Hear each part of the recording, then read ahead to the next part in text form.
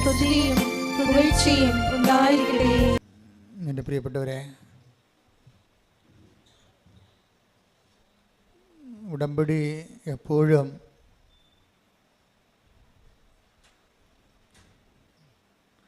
ഫയറാകുന്നത്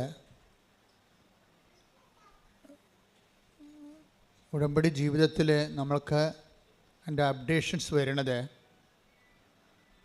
പുതിയ പുതിയ ബോധ്യങ്ങൾ ലഭിക്കുമ്പോഴാണ്. രണ്ട് തരത്തിൽ നമുക്ക് ഉടമ്പടിയിൽ വളരാൻ പറ്റും. ഒന്ന്, ബോധ്യങ്ങളിൽ നിന്ന് ബോധ്യങ്ങളിലേക്ക് പോകുന്നതനുസരിച്ച് വളരും. ഈ ബോധ്യങ്ങളിൽ നിന്ന് ബോധ്യങ്ങളിലേക്ക് പോകുന്നതിന് ആനുപാതികമായിരിക്കും നമ്മുടെ അനുതാപത്തിൻ്റെ ആഴപ്പെടൽ. ഒരു വ്യക്തി ആധ്യാത്മികമായിട്ട് വളരുന്നതെന്ന് വെച്ചാൽ അതിൻ്റെ അർത്ഥം അദ്ദേഹത്തിൻ്റെ പെരുമാറ്റങ്ങൾ, ശീലങ്ങൾ, സ്വഭാവങ്ങൾ, അദ്ദേഹത്തിൻ്റെ സാക്ഷി ജീവിതം ഒക്കെ അടിസ്ഥാനപ്പെടുത്തിയിരിക്കുന്നത് ഈ ബോധ്യങ്ങളിലാണ്. കഴിഞ്ഞ ദിവസങ്ങളിൽ ഞാനിത് പെട്ടെന്ന് ഇങ്ങനെ ഈ സമയത്തൂടെ പറയാൻ കാരണം, കഴിഞ്ഞ ദിവസം ഞാനിവിടെ ആൾക്കാരെ കണ്ടുകൊണ്ട് അവരുടെ കാര്യങ്ങളൊക്കെ കേട്ടുകൊണ്ട് പ്രാർത്ഥിച്ചുകൊണ്ടൊക്കെ നിൽക്കുമ്പോൾ ഒരു സഹോദരി എനിക്ക് ഉടമ്പടി ധ്യാനം പുതിയ ബോധ്യങ്ങൾ നൽകിയെന്ന് പറഞ്ഞു. അതെനിക്ക് ഭയങ്കരമായിട്ട് ക്യാച്ച് ചെയ്ത് അത് ആധ്യാത്മികമായ ഒരു വളർച്ചയാണ് എൻ്റെ ഇത് വരണത്. കാര്യം നമുക്കറിയാമല്ലോ, ബോധ്യം എങ്ങനെയാണ് ബോധ്യം ഉണ്ടാകണത്, അതിനെക്കുറിച്ച് നിങ്ങൾ കൃത്യമായിട്ട് മനസ്സിലാക്കണം. ഒരാൾക്ക് ബോധ്യം ഉണ്ടാകുന്നത് എങ്ങനെയാണ്? ബോധ്യത്തിൻ്റെ ആദ്യ രൂപങ്ങൾ, പ്രാഗ്രൂപങ്ങൾ എന്താണ്? ബോധ്യത്തിൻ്റെ പ്രാഗ്രൂപം അറിവാണ്.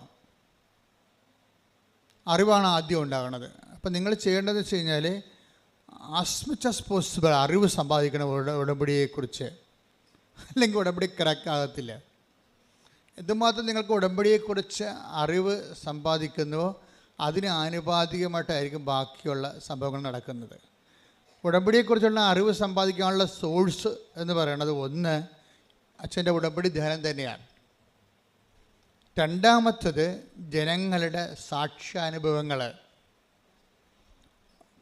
മൂന്നാമത്തത് ഉടമ്പടി ലിറ്ററേച്ചർ, ഉടമ്പടി സാഹിത്യമുണ്ട്. അച്ഛന് എഴുതിയിട്ടുള്ള പുസ്തകങ്ങളുണ്ട്.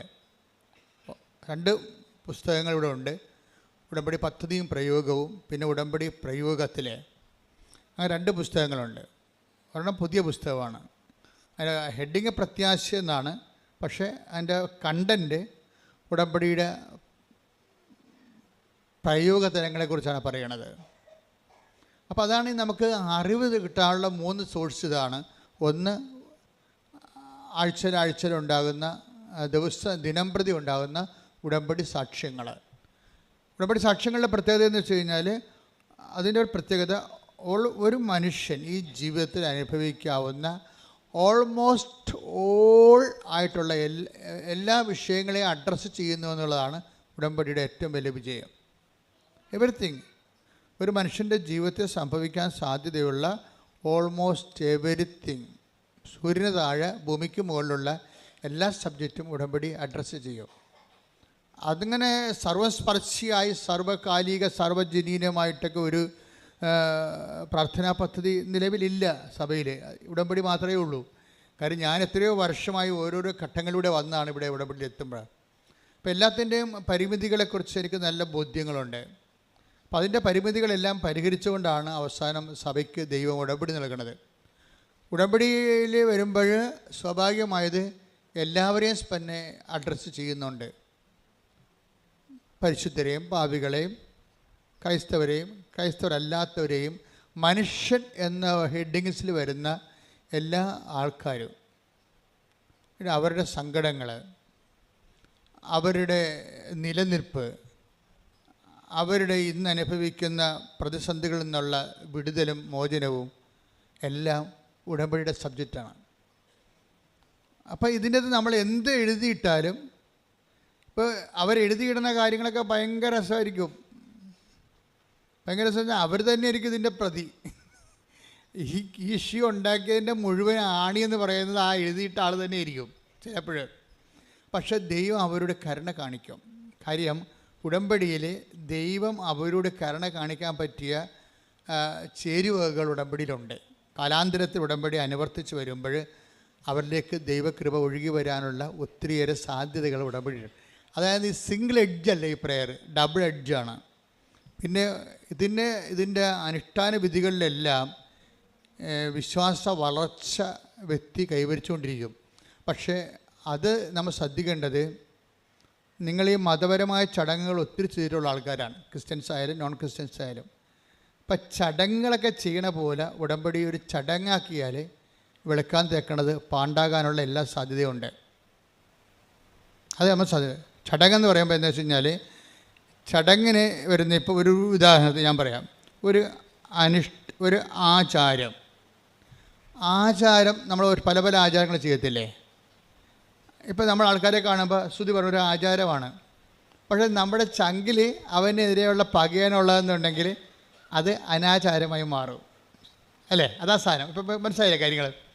അപ്പോൾ ദൈവത്തിൻ്റെ സന്നിധിയിലും ഒരു ആരാധന അർപ്പിക്കുമ്പോൾ ആരാധനയ്ക്ക് അനിപേക്ഷണീയമായിട്ടുള്ള ആത്മീയ അവസ്ഥകളുണ്ടാകണം. അല്ലെങ്കിൽ ഈ ആരാധന അരാജകത്വമായി മാറും. അതെപ്പോഴും ഇപ്പം ഞാൻ ഉടമ്പടി എപ്പോഴും ചെയ്യണത്, ഈ ആരാധിക്കുന്ന വ്യക്തിയെ അയാൾക്ക് ആ ആരാധനയ്ക്ക് സ്യൂട്ടബിളായിട്ടുള്ള ആധ്യാത്മികതയിലേക്ക് അയാളെ കൊണ്ടുവരും. അതാണ് ഇതിൻ്റെ അനുഷ്ഠാനവും ആധ്യാത്മികതയും തമ്മിലുള്ള ബന്ധം. ഒത്തിരി അനുഷ്ഠാനങ്ങൾ ഉടമ്പടിയിലുണ്ട്. ഉപ്പുണ്ട്, അതൊരു അനുഷ്ഠാനമാണ്. ഉടമ്പടി തൈലമുണ്ട്, ഉടമ്പടി കാശുരൂപമുണ്ട്. ഇതെല്ലാവരും ഉപയോഗിക്കണില്ലേ? പക്ഷേ എല്ലാവരും ഉപയോഗിക്കുന്നുണ്ടെങ്കിൽ എന്തുകൊണ്ടാണ് ചില ആൾക്കാർക്ക് 99 മാർക്ക്, ചിലർക്ക് 60 മാർക്ക്, ചിലർക്ക് 30 മാർക്ക്, ചിലർക്ക് പരീക്ഷ എഴുതിന് ഫീസ് കാശ് കയ്യിൽ നിന്ന് പോയിട്ടുള്ളവരുണ്ട്. അപ്പോൾ ഈ ഉപ്പാണ് നിങ്ങൾ ഉടമ്പടി ഉപ്പാണ് ഉപയോഗിക്കണത്, കാശുരൂപമാണ് ഉപയോഗിക്കണമെന്നല്ല പ്രശ്നം. ആരുപയോഗിക്കുന്നു എന്നുള്ളതാണ് പ്രശ്നം. ആരുപയോഗിക്കുന്നു? കാര്യം നിങ്ങൾ ഒരു 3 പേരാണ് ഉടമ്പടി ഉപ്പ് ഉപയോഗിക്കണമെങ്കിൽ 3 റിസൾട്ടാണ് വരണത്, ഒരു റിസൾട്ടല്ല. 3 പേര് ഉടമ്പടി ഉപ്പ് ഉപയോഗിക്കുന്നത്, അല്ലെങ്കിൽ 3 പേര് ഉടമ്പടി കാശ് ഉപയോഗിക്കുന്നുണ്ടെങ്കിൽ 3 റിസൾട്ടാണ് വരണത്. ചിലക്ക് ഒരു 99% റിസൾട്ട് വരും, ചിലക്ക് 70% റിസൾട്ട് വരും, ചിലക്ക് 30% റിസൾട്ട് വരും. ഒരു റിസൾട്ടും വരാതെ ഒരിക്കലും വരത്തില്ല. കാര്യത്തിൽ അവൻ ഉടമ്പടി എടുക്കാൻ വേണ്ടി വരുമ്പോൾ തന്നെ ഒരു ബേസിക് മാർക്ക് അവന് കിട്ടിയിട്ടുണ്ടെന്ന് അർത്ഥം. അല്ലെങ്കിൽ ദൈവം ഉടമ്പടി എടുപ്പിക്കത്തില്ല. ദൈവം ഉടമ്പടി എടുപ്പിക്കുന്ന വെച്ച് കഴിഞ്ഞാൽ ദൈവമായിട്ടല്ലേ ബന്ധം, അല്ലാതെ നിങ്ങൾ കൊണ്ടുവന്ന് നേർച്ചയിട്ടിട്ട് പോണ പോലെ അഭ്യാസമല്ലല്ലോ ഇത്. നിങ്ങളൊരു ബയലാറ്ററൽ എഗ്രിമെൻറ്റിലേക്ക് ഏർപ്പെടുകയാണ്. അപ്പോൾ അതർ കക്ഷി എന്ന് പറയുന്നത് ദൈവമാണ്. ആ ദൈവവുമായിട്ട് നിങ്ങളൊരു എഗ്രിമെൻറ്റിലേക്ക് വരികയാണ്. അപ്പോൾ അങ്ങനെ ഒരുമാതിരിപ്പെട്ട ഒരു 10 പേര് കൃപാസനത്തിൽ വന്നാൽ ആരാ ഉടമ്പടി എടുക്കണത്? 4 പേരെ ഉടമ്പടി എടുക്കത്തുള്ളൂ, 6 പേര് പോകും. നിങ്ങൾ കണ്ടിട്ടില്ലേ? പോണം കണ്ടിട്ടില്ലേ? ഞങ്ങൾക്കറിയാതെ 10 പേര് കൃപാസനം ചവിട്ടിയാൽ അതിനകത്ത് 6 പേര് അപ്പം തന്നെ പോകും, പ്രാർത്ഥിച്ചിട്ട് പോകാമെന്ന് പറയും. അല്ലെങ്കിൽ കൂടെ ഉള്ളവരെ തോണ്ടും മാന്തും, അമ്മ പോകാം അമ്മ പിന്നെ വരാം അടുത്ത ദിവസം വരാമെന്ന് പറയും. അവർക്ക് കാര്യത്തിൽ അവരെ കോൺഫറായിട്ടില്ല ഉടമ്പടിയിലേക്ക്. പക്ഷെ അമ്മയെ ദൈവം വിളിച്ചിട്ടുണ്ട്. അപ്പോൾ അമ്മ പറയും, നീ പോയി കാറിൽ കിടന്ന് ഉറങ്ങ്, ഞാൻ ഇത് എടുത്തിട്ട് വരട്ടെന്ന് പറയും. കാര്യം എന്താ? മകനെ അല്ലെങ്കിൽ മകൾക്ക് ഉടമ്പടിയെ വിളിച്ചിട്ടില്ല. കാര്യം ഉടമ്പടി എന്ന് പറയുന്നത് ദൈവമായിട്ടുള്ള ബയലാറ്ററൽ എഗ്രിമെൻ്റാണ്. ആ എഗ്രിമെൻറ്റ് ദൈവം സമ്മതിക്കണ്ടേ? ഇപ്പോഴൊരു മൊബൈൽ പ്രാന്തിയാണെങ്കിൽ ദൈവം സമ്മതിക്കത്തില്ല. കൈ പണ്ടാരമായിട്ട് ഉടമ്പടി ചെയ്തിട്ട് ദൈവത്തിന് എന്ത് കിട്ടാനാ? അപ്പോൾ ഈ സാധനത്തിന് അപ്പം പെരുക്കം വന്നിട്ട് ആ സാധനം അപ്പം തന്നെ 4 കാലം വീണ് കാലും പറത്തിക്കൊണ്ട് ഓടിക്കളയും. പക്ഷേ ഈ സാധനം പിന്നെ തിരിച്ചു വരും. കാര്യം അമ്മ എന്ന് പറയുന്ന ആ ഉടമ്പടി, ദൈവം ഉടമ്പടി എടുക്കാൻ വേണ്ടി വിളിച്ച ആൾ വൃത്തിയും മേനയുമായിട്ട് ഉടമ്പടി ചെയ്തുകൊണ്ട് അടയാളം കിട്ടിക്കഴിയുമ്പോൾ അവർക്കൊരു ആവശ്യമുണ്ട്. ആദ്യം ചാടിപ്പോയവരും പിന്നീട് തിരിച്ചു വരും. അവർ സാക്ഷികൾ കേൾക്കാം. എന്തുമാത്രം സാക്ഷികൾ അങ്ങനെ വരുന്നത്. ഞാൻ ഉടമ്പടി അമ്മ ഉടമ്പടി എടുത്തപ്പോൾ ഞാൻ കാറിൽ പോയിരുന്നുണ്ട്, TV കാണുക, അവിടുത്തെ കോമഡി കാണുകയായിരുന്നു, എനിക്ക് ഇതിൻ്റെ അകത്തൊരു താല്പര്യം തോന്നിയില്ല എന്നൊക്കെ പറയും. പക്ഷേ ആദ്യം തോന്നിയില്ലെങ്കിലും കാലാന്തരത്ത് നീ ഇവിടെ വന്ന് ചവിട്ടിപ്പോയില്ലേ, ചവിട്ടുമ്പോൾ സ്വാഭാവികമായിട്ടൊരു ഗ്രേസ് മാർക്ക് നിനക്ക് കിട്ടും. ചവിട്ടിക്കഴിഞ്ഞാൽ എന്താ കാര്യം? അമ്മ പ്രത്യക്ഷപ്പെട്ട സ്ഥാനത്ത് വരാനുള്ള അനുവാദം കിട്ടിയില്ലേ, എൻട്രി പാസ്സായില്ലേ. അപ്പോഴങ്ങനെ എൻട്രി പാസ് കിട്ടിയ ആൾക്കാർ ചിലപ്പോൾ ഡ്രൈവറായിരിക്കും, നിങ്ങൾ ചിലപ്പോൾ ഭീഷണ പാർട്ടി ആയിരിക്കും, ഡ്രൈവിംഗ് കഴിഞ്ഞാൽ വൈകുന്നേരം ചിലപ്പോൾ ബിസി കിടന്ന് തുടങ്ങിയും പ്രാർത്ഥിക്കാത്ത കക്ഷിയായിരിക്കും. ഒരു പ്രാർത്ഥനക്കാരെ 10 പൈസ കിട്ടുന്ന കാര്യം നിങ്ങളെ കൊണ്ടൊന്ന് ആക്കിയിട്ട് എങ്ങനെ ഇവിടെ ഇരിക്കുക, എന്നാ പരിപാടി അവിടെ നടക്കണമെന്നൊക്കെ അവിടെയൊക്കെ ചുറ്റുകളന്ന് കണ്ടേച്ചും അങ്ങനെ കുത്തിയിരിക്കുന്ന പാട്ടിന്. പക്ഷെ കുറച്ച് കഴിയുമ്പോൾ നിങ്ങൾ ദൈവം വിളിക്കും. ഒരു 6 മാസം കഴിയുമ്പോൾ നിങ്ങളെ വിളിക്കും. ആ ഇടുക്കി ഞങ്ങളുടെ ഡ്രൈവറിൻ്റെ സാക്ഷ്യം കേട്ട്, അയാൾക്ക് ഭയങ്കര വെള്ളമടിയാണ്. അയാൾ മുടിഞ്ഞ് തേച്ച് കഴുകിയിരിക്കുകയാണ്. അവസാനം പുള്ളിക്കാരൻ്റെ വണ്ടി വരെ കടത്തിലായി. പുള്ളി ആൾക്കാരെ എന്നാലും ആൾക്കാരെ കൊണ്ടുവരേണ്ട പരിപാടിയാണ് പുള്ളിക്കുള്ളത്. അത് കഴിയുമ്പോൾ പുള്ളി കിടന്ന് അപ്പം എന്നിട്ട് ഇവരെ ഇട്ടിട്ട് സ്ക്രൂ ചെയ്യും. ചില ഡ്രൈവർമാർ കൃപയില്ലാത്തവരാണെങ്കിൽ പ്രാർത്ഥിക്കാൻ വന്നവരെ എപ്പോഴും വിളിച്ചുകൊണ്ടിരിക്കും. നിങ്ങൾ ചെയ്യേണ്ടതെന്ന് വെച്ച് കഴിഞ്ഞാൽ ഉടമ്പടി ചെയ്യാൻ വരുമ്പോൾ തന്നെ നിങ്ങൾ സ്വിച്ച് ഓഫ് ചെയ്ത് കാണാം മൊബൈല്. അതാണ് ചെയ്യേണ്ടത്. കാരണം വെച്ചാൽ എടുക്കരുത്. കാര്യം ഒരിക്കലും നിങ്ങൾ ഉടമ്പടി ചെയ്യാൻ വേണ്ടി വരുന്നവരുടെ മൊബൈലിലൂടെ നിങ്ങൾക്ക് ഇത്രയും നാൾ എൻ്റെ അനുഭവത്തിൽ നോക്കുകയാണെങ്കിൽ ഒരു 60% നിങ്ങളെ ഉടമ്പടിയിൽ നിന്ന് പിന്തിരിപ്പിക്കാനുള്ള പിന്തിരിപ്പൻ ശക്തികളായിരിക്കും അതർ എൻഡിലുള്ളത്. അത് മകനായിരിക്കും. അമ്മ തിരിച്ചറിക്കാടെന്ത് ചെയ്യും? അമ്മ പോയി കിടക്കണ കൃപാസനത്തിൽ. എൻ്റെ തിരിച്ചറിക്കാടെന്ത് ചെയ്യും? എടാ അവിടെ ഉണ്ടാകാൻ നോക്കടാ, തീർന്ന് നമ്മൾ ഡെസ്പായി, നമ്മുടെ വിശ്വാസ പ്രമാണം പൊട്ടിപ്പോയി അവിടെ വെച്ച് പ്രാർത്ഥിച്ചുകൊണ്ട് നിൽക്കുകയായിരുന്നു. അപ്പോഴാണ് ഈ പണ്ടാരം വിളിച്ചത്. പിശാച് വിളിപ്പിക്കണാണ് ഈ സാധനം. നമുക്ക് ഇടിപ്പിക്കത്തില്ല. തിരിച്ചേക്കാട്ടാണ് അവിടെ ഇരിപ്പുണ്ടാകുകയെ. അവനെന്നും പണ്ട് മുതൽ അവൻ്റെ കളിസം വരെ നമ്മൾ 35 വയസ്സായാലും നമ്മൾ എടുത്തു കൊടുക്കണം. അത്ര ഒരു സാധനത്തിന് നിങ്ങൾ വളർത്തിക്കൊണ്ട് വന്നിരിക്കുന്നത്. നിങ്ങൾക്ക് പണിയാണത്. ശരിക്കും പിള്ളേരെ കൊണ്ട് പിള്ളേരുടെ കാര്യങ്ങൾ ആദ്യം മുതൽ ചെയ്തിച്ചില്ലെന്നുണ്ടെങ്കിൽ മരണം വരെ പണിയായിരിക്കും നമുക്ക്. ചില അമ്മമാർ അയ്യോ കൊച്ചല്ല കുഞ്ഞല്ല എന്ന് പറഞ്ഞുകൊണ്ട് അവളെ കൊച്ചല്ല കുഞ്ഞല്ല എന്ന് പറഞ്ഞുകൊണ്ട് ഒരു പരിപാടിയും ചെയ്യത്തില്ല. ഈ പണ്ടാരൊക്കെ ചെന്ന് ഡൈവേഴ്സ് ചെയ്തിട്ട് തിരിച്ചു വരും. കാര്യം കെട്ടി വിട്ട് ചെല്ലുമ്പോൾ അമ്മയമ്മ സമ്മതിക്കുക. കാര്യം ഒരു പണിയും ചെയ്യത്തില്ല. എനിക്ക് പഠിക്കണം എന്ന് പറയുമ്പോൾ അവൾക്ക് പഠിക്കട്ടെ അമ്മ പറയും. അവസാനം പഠിത്തം മാത്രമേ ഉള്ളൂ. സാധനം വേറെ ഒരു സാധനമില്ല, ജീവിതമായിട്ട് ബന്ധമില്ല. ഇവിടെ ഡ്രൈവേഴ്സ് എന്ന് പറയുന്ന ആ വിഷയം ഇപ്പോൾ കുടിരിയില്ലേ, അതിൻ്റെ നല്ലൊരു ശതമാനം കാര്യങ്ങൾ അമ്മമാരുടെ കയ്യിൽ തന്നെ ഇരിക്കേണ്ടത്. ഒരു സംശയമില്ല. കാര്യം ഒരു സംശയമില്ല. നിങ്ങൾ ആദ്യമേ തന്നെ അത് ശ്രദ്ധിക്കണം. അല്ലെങ്കിൽ ഇനിയുള്ള സമയം പ്രാർത്ഥിക്കാനും പിന്നെ ശാസിക്കാൻ കഴിയണം. അപ്പനും അമ്മയും ആകുമ്പോൾ ഈശോ എന്താണ് നീ ഞങ്ങളോട് ഇങ്ങനെ കാണിച്ചതെന്ന് ചോദിച്ചില്ലേ. ഏത് ഈശോയാണെന്ന് ദൈവമാണെന്ന് പറഞ്ഞിട്ട് കാര്യമില്ല. അമ്മയുടെ ഡ്യൂട്ടി ചെയ്യും. എന്താണ് ഈശോ നീ ഞങ്ങളോട് ഇങ്ങനെ ചെയ്തത്? ഞാനും നിൻ്റെ അപ്പനും കൂടി എന്തുമാത്രം നിന്നെ അന്വേഷിച്ചെന്ന് അറിയാമോ? അത് ശാസനയാണ്. ആ സംഭവം ശാസനയാണ്. അപ്പോൾ ദൈവപുത്രനാണെന്ന് അറിഞ്ഞാലും മാനുഷ്യമായ ഒരു ക്രമം തെറ്റിക്കഴിഞ്ഞാൽ ശാസിക്കാനുള്ള ബാധ്യത നമ്മൾക്കുണ്ട്. അത് ഏത് മക്കൾ അവൾ 2 പ്രസവിച്ചൊക്കെ 2 കുഞ്ഞുങ്ങളുണ്ടെങ്കിൽ പോലും അവളുടെ അപ്പനോട് വീട്ടുകാരോട് ചെയ്ത് ശരിയല്ല എന്നുണ്ടെങ്കിൽ ശരിയല്ലെന്ന് നിങ്ങൾ പറയണം. അപ്പോഴാണ് നിങ്ങൾ ദൈവത്തിൻ്റെ പക്ഷമാകണത്. അപ്പോൾ ചിലപ്പോൾ മകളുടെ സ്നേഹം നിങ്ങൾക്ക് പോകുമായിരിക്കും. എൻ്റെ മക്കളെ, ഒരു കഥയുമില്ലാത്ത കാര്യമാണിത്. നമ്മൾ പലരുടെയും സ്നേഹത്തിന് പോകാതിരിക്കാൻ വേണ്ടി നിങ്ങൾ ഒത്തുതീർപ്പ് തയ്യാറാകുമ്പോൾ ഔട്ടാകണത് ദൈവമാണ്. നമുക്ക് ദൈവത്തെ മാത്രം മതിയെന്ന് ആദ്യം ഒന്ന് ചിന്തിച്ച് നോക്കിയേ. ദൈവത്തെ മാത്രം മതി. ഞാൻ ദൈവത്തിൻ്റെ കൂടെ നിൽക്കും. അതിനാൽ ബാക്കി ആർക്കും ഒരു പരിധി കഴിഞ്ഞാൽ വേറെ ആർക്കും വാല്യൂ ഇല്ല. അങ്ങനെ നീ ചിന്തിച്ചു കഴിഞ്ഞാൽ ഏത് മകളായാലും ശരി. ഇപ്പം നിങ്ങൾ വിചാരിക്കുന്നത് എന്താണ്? അയ്യോ നമുക്ക് ഇനി കഞ്ഞി കിട്ടണമെങ്കിൽ മകൾ തന്നെ പോകണ്ടേ ഇംഗ്ലണ്ടിലെ. അപ്പൻ്റെ കാര്യം കണക്കാണ്. ഇനി മകളല്ല ഇനി നമ്മളെ സഹായിക്കേണ്ടത്, മകനല്ല സഹായിക്കേണ്ടത്. മകനെ ഇപ്പോൾ കല്യാണം കഴിച്ച് പിന്നെ അവൾ കല്യാണം കഴിച്ച മകൻ പറയണത് മാത്രമേ മകൾ പറഞ്ഞത് മാത്രമേ അവൻ കേൾക്കത്തുള്ളൂ. മകൻ്റെ കാര്യത്തിൽ തീരുമാനമായി അവൻ പോയി. ഇനി എൻ്റെ മകളല്ലേ ഉള്ളൂ എന്ന് പറഞ്ഞ് പല അമ്മമാരും സ്കാൻ ചെയ്ത് നോക്കിയാൽ ദൈവത്തെക്കാൾ ഉപരി ജോലിയുള്ള മക്കളെ സ്നേഹിക്കുന്ന അമ്മമാരുണ്ട്. ഇവിടെ ഉടമ്പടി ക്രാക്ക് ആകത്തില്ല.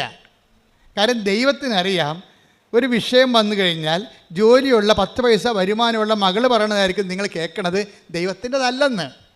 അത് ദൈവത്തിനറിയാമത്. അതുകൊണ്ടാണ് നമ്മൾ സ്റ്റേണായിട്ട് ഇതാണ് ഉടമ്പടി ആധ്യാത്മികത എന്ന് പറയുന്നത്. നിങ്ങളുമായിട്ടൊരു ഉടമ്പടി ചെയ്യുമ്പോൾ നിലപാടിലും നയങ്ങളിലും സമീപനങ്ങളിലും ഒക്കെ നിങ്ങൾ ഏകപക്ഷീയമായി ദൈവത്തിൻ്റെ കൂടെ ആയിരിക്കണം. എന്നാൽ ഇത് പെട്ടെന്ന് ഫയറാകും. പിന്നെ അതല്ല, നിത്യത വരെ ഫയറാകും. പ്രാർത്ഥിക്കുക, കർത്താവായ ദൈവമേ. ഒരു പ്രശ്നത്തിന്റെ മുഖത്ത് 100% ഒത്തുതീർപ്പിന് വിധേയമല്ലാതെ ദൈവത്തിന്റെ പക്ഷം ചേർന്ന് നിൽക്കാൻ ആവശ്യമായ ആധ്യാത്മിക അടിത്തറയാൽ എന്നെ ബലപ്പെടുത്തണമേ.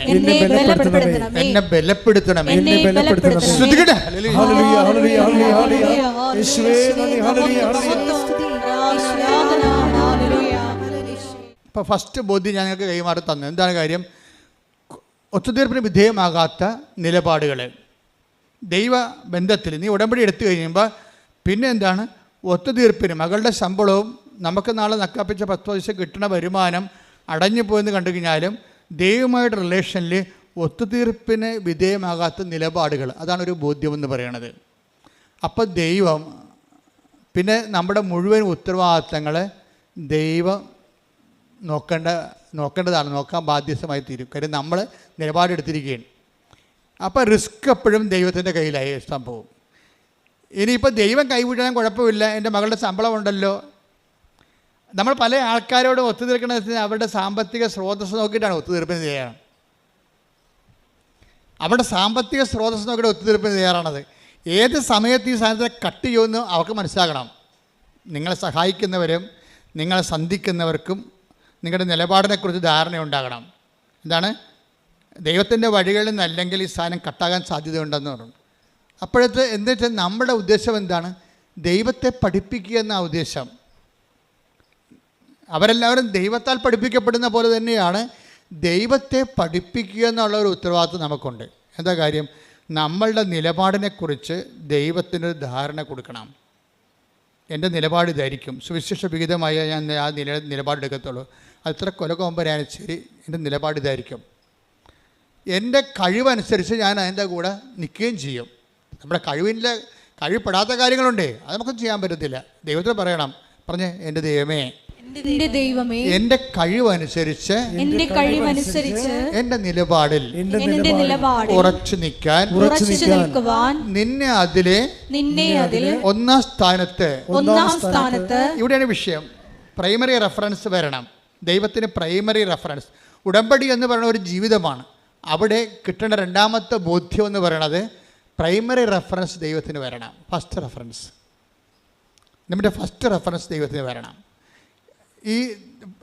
ഈശോ എപ്പോഴും പറയും, നിങ്ങൾ പ്രലോഭനം ഉണ്ടാവേണ്ടതാണ്, പക്ഷേ ഉണ്ടാവാതിരിക്കണം നല്ലത്. കർത്താവ് ആ കാര്യത്തിൽ ഒരു അംബിഗ്യസ് ആണ്. എന്നുവെച്ചാൽ സിറ്റുവേഷനിലാണ് അങ്ങനെ പറയണത്. ടെംപ്റ്റേഷനെ കുറിച്ച് പറയണത് സിറ്റുവേഷനിലാണ്. എന്ന് വെച്ചാൽ പ്രലോഭനം ഉണ്ടാകാതിരിക്കുന്നതാണ് നല്ലത്. കാര്യം ഉണ്ടായാൽ നിങ്ങൾ വീണ് പോകുമെന്ന് എനിക്ക് ഉറപ്പാണ്. പക്ഷേ പ്രലോഭനം ഉണ്ടാവും. അപ്പോൾ ഇതാണ് അതിൻ്റെ ഈ ടെംപ്റ്റേഷൻ. ഇപ്പോൾ പ്രൈമറി റെലംസിൽ പ്രാഥമികമായിട്ടുള്ള ബന്ധത്തിൽ ദൈവത്തിന് ഒന്നാം സ്ഥാനമാണെങ്കിലും പ്രലോഭനം ഉണ്ടാകും. ഇതിനെതിരെ ഒരു പ്രലോഭനം ഉണ്ടാവാതിരിക്കുന്ന ഒരു സാഹചര്യം ഈശോ പ്രീസപ്പോസ് ചെയ്യുന്നുണ്ട്. എന്ന് വെച്ച് കഴിഞ്ഞാൽ നമ്മൾക്ക് ഒരു ഇഷ്യൂ ഫേസ് ചെയ്യേണ്ട ആവശ്യമില്ലാത്ത സാഹചര്യം വരിക.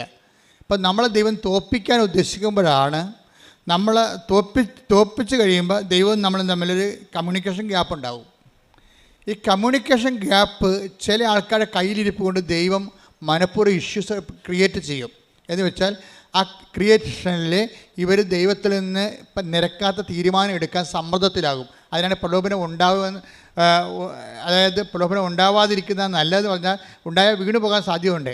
ഇതിനൊരു സേഫ് സോണുണ്ട്. നിങ്ങൾക്കറിയാമല്ലോ, ഒരു ടൈം കഴിഞ്ഞാൽ നമ്മുടെ ഉപഗ്രഹങ്ങളൊക്കെ നമ്മൾ വിക്ഷേപിക്കത്തില്ലേ? അപ്പോൾ അതിൻ്റെ അറ്റ്മോസ്ഫിയർ കഴിഞ്ഞാൽ പിന്നെ അത് ലൈറ്റ് വെയിറ്റ് ആയിട്ടിരിക്കും. അതുവരെ നമ്മൾ റോക്കറ്റ് കത്തിച്ചുകൊണ്ടേ ഇരിക്കണം. ഓരോരോ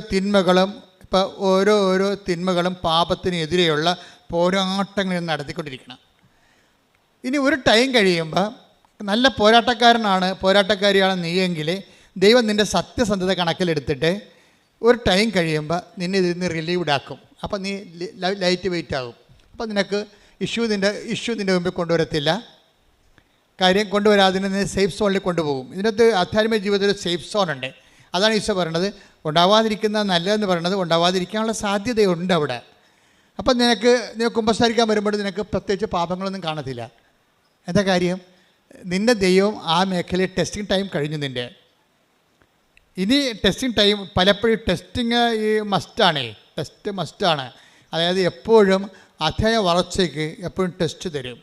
മിക്കവാറും ഈ പ്രൈമറി സ്കൂളിൽ വെച്ച് തന്നെ ആൾക്കാർ തോറ്റിട്ട് പഠനം നിർത്തിയാണ് പതിവ്. അങ്ങനെയാണ്. 90 ആൾക്കാരുണ്ടെങ്കിൽ തന്നെ ആദ്യത്തെ കാലത്ത് തന്നെ കാര്യം ഇവൻ ആൾ ബേസിക്കായിട്ട് ശരിയല്ല, ലോകത്താനാണെന്ന് കണ്ടു കഴിഞ്ഞാൽ ടെസ്റ്റ് ചെയ്യും. ഒരു തരത്തിൽ പിന്നെ അതായത് ഗ്രാവിറ്റിയുള്ള ടെസ്റ്റ് നൽകിയിട്ട് ഇയാളെ പൂർണ്ണമായിട്ട് ഔട്ടായി കളയും. പിന്നെ ഇയാളുമായിട്ട് കമ്പനീസ് ഇല്ല.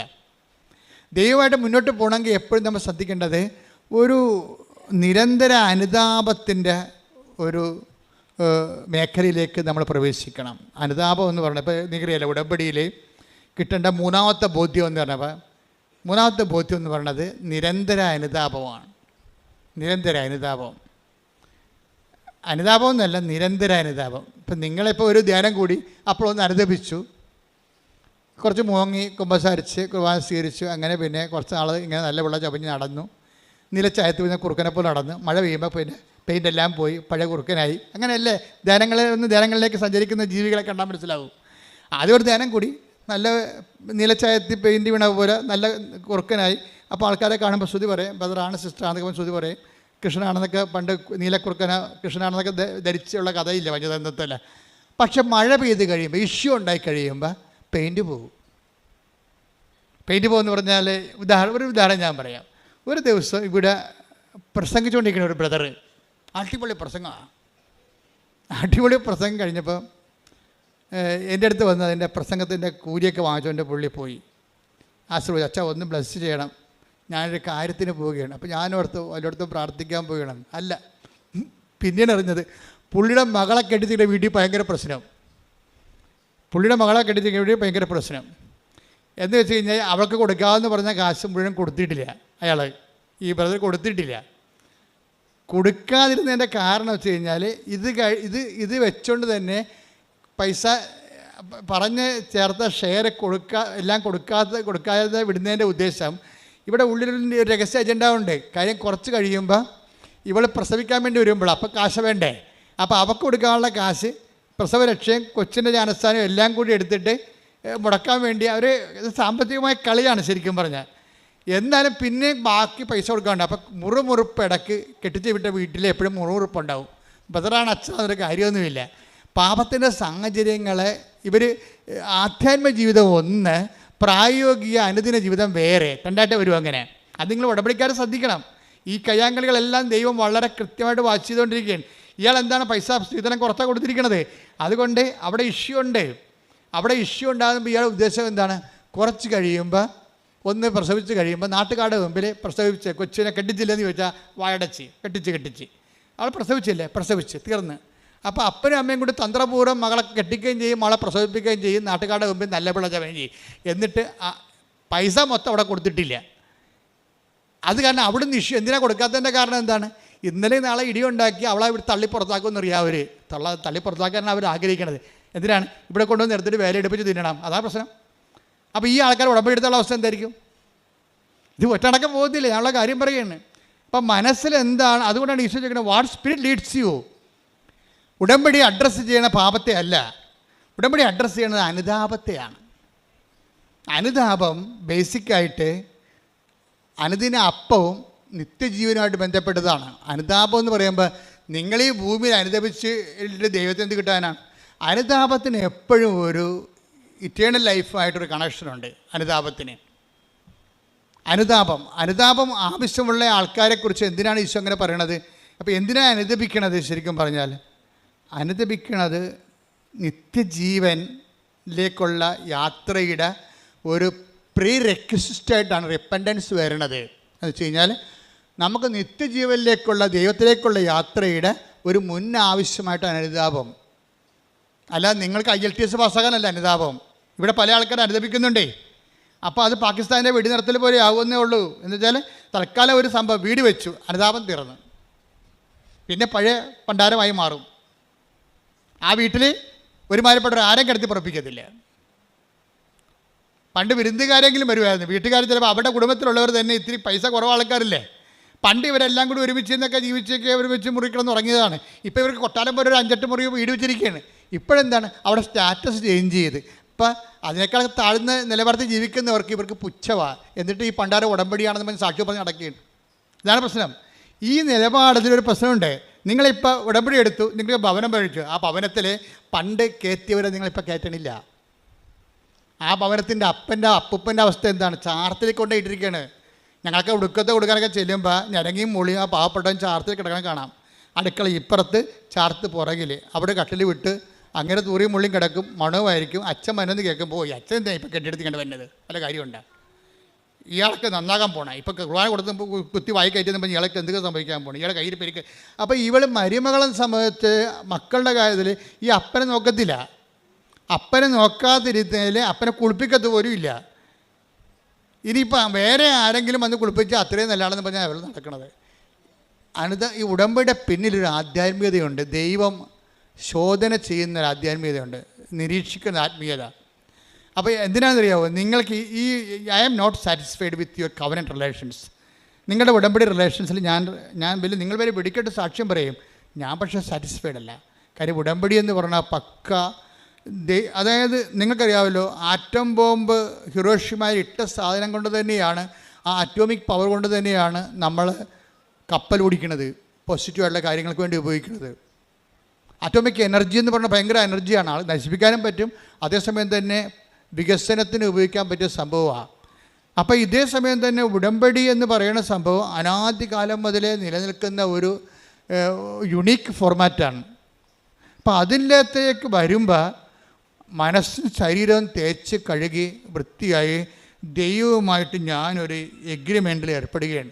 എന്നിട്ട് ഇതൊരു ഉടമ്പടി എന്ന് പറയുന്നത് ഒരു തീരാത്ത ബോധമാണ് എല്ലാ ദിവസവും. അതുകൊണ്ട് ഞങ്ങൾക്ക് ഉടമ്പടിക്ക് ആശീർവാദം തരണത് 20 രൂപ വരെയാണ് ആ ഉടമ്പടിക്ക് ആശീർവാദത്തിന്.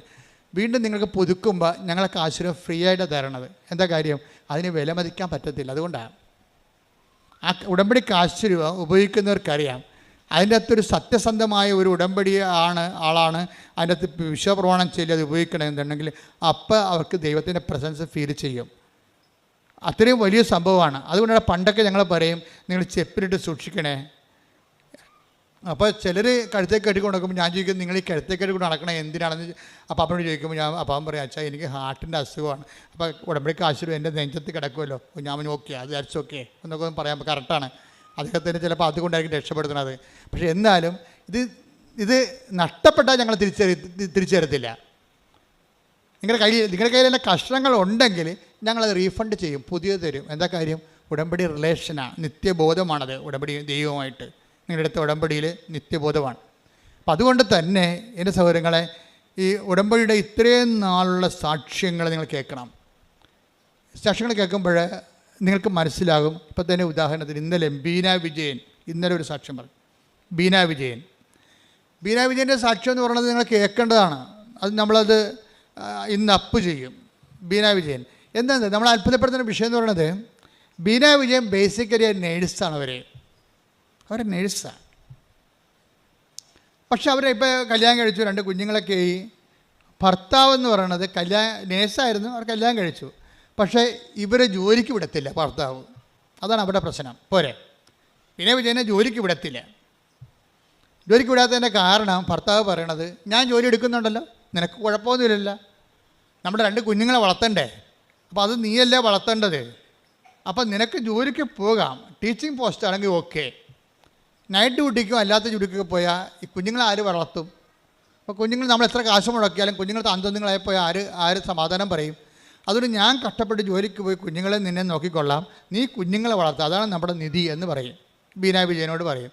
ടീച്ചിങ് പോസ്റ്റ് ആണെങ്കിൽ എനിക്ക് കുഴപ്പമില്ല, നിനക്കിപ്പോൾ 9 മണിക്ക് പോയാൽ മതിയല്ല, വൈകുന്നേരം 5 മണിക്ക് വരാം, മക്കൾ പള്ളിക്കൂടത്തിൽ നിന്ന് വരുമ്പോൾ നിനക്കും വരാം, മക്കൾ പോകുമ്പോൾ നിനക്കും പോകാം, ഞാനും എൻ്റെ ജോലിക്ക് പോകും. അപ്പം അങ്ങനെ പക്ഷേ നേഴ്സിന് അങ്ങനെ പറ്റുമോ?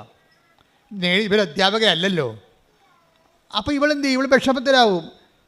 ഇവളെ വന്നേച്ച് ഇവൾ ഈ ഉടമ്പടി സാക്ഷ്യങ്ങളെല്ലാം കേട്ടെന്ന് പറഞ്ഞ്, ദൈവമേ ഞാൻ കൃപാസനത്തിൽ പോകാം, അമ്മയ്ക്ക് എന്തെങ്കിലും ചെയ്യാൻ പറ്റുമായിരിക്കും. അതാണ് ഈ സാക്ഷ്യങ്ങൾ കേൾക്കുമ്പോൾ ഉണ്ടാകുന്ന ബോധ്യം എന്ന് പറയുന്നത്. അത് ബോധ്യമാണ്.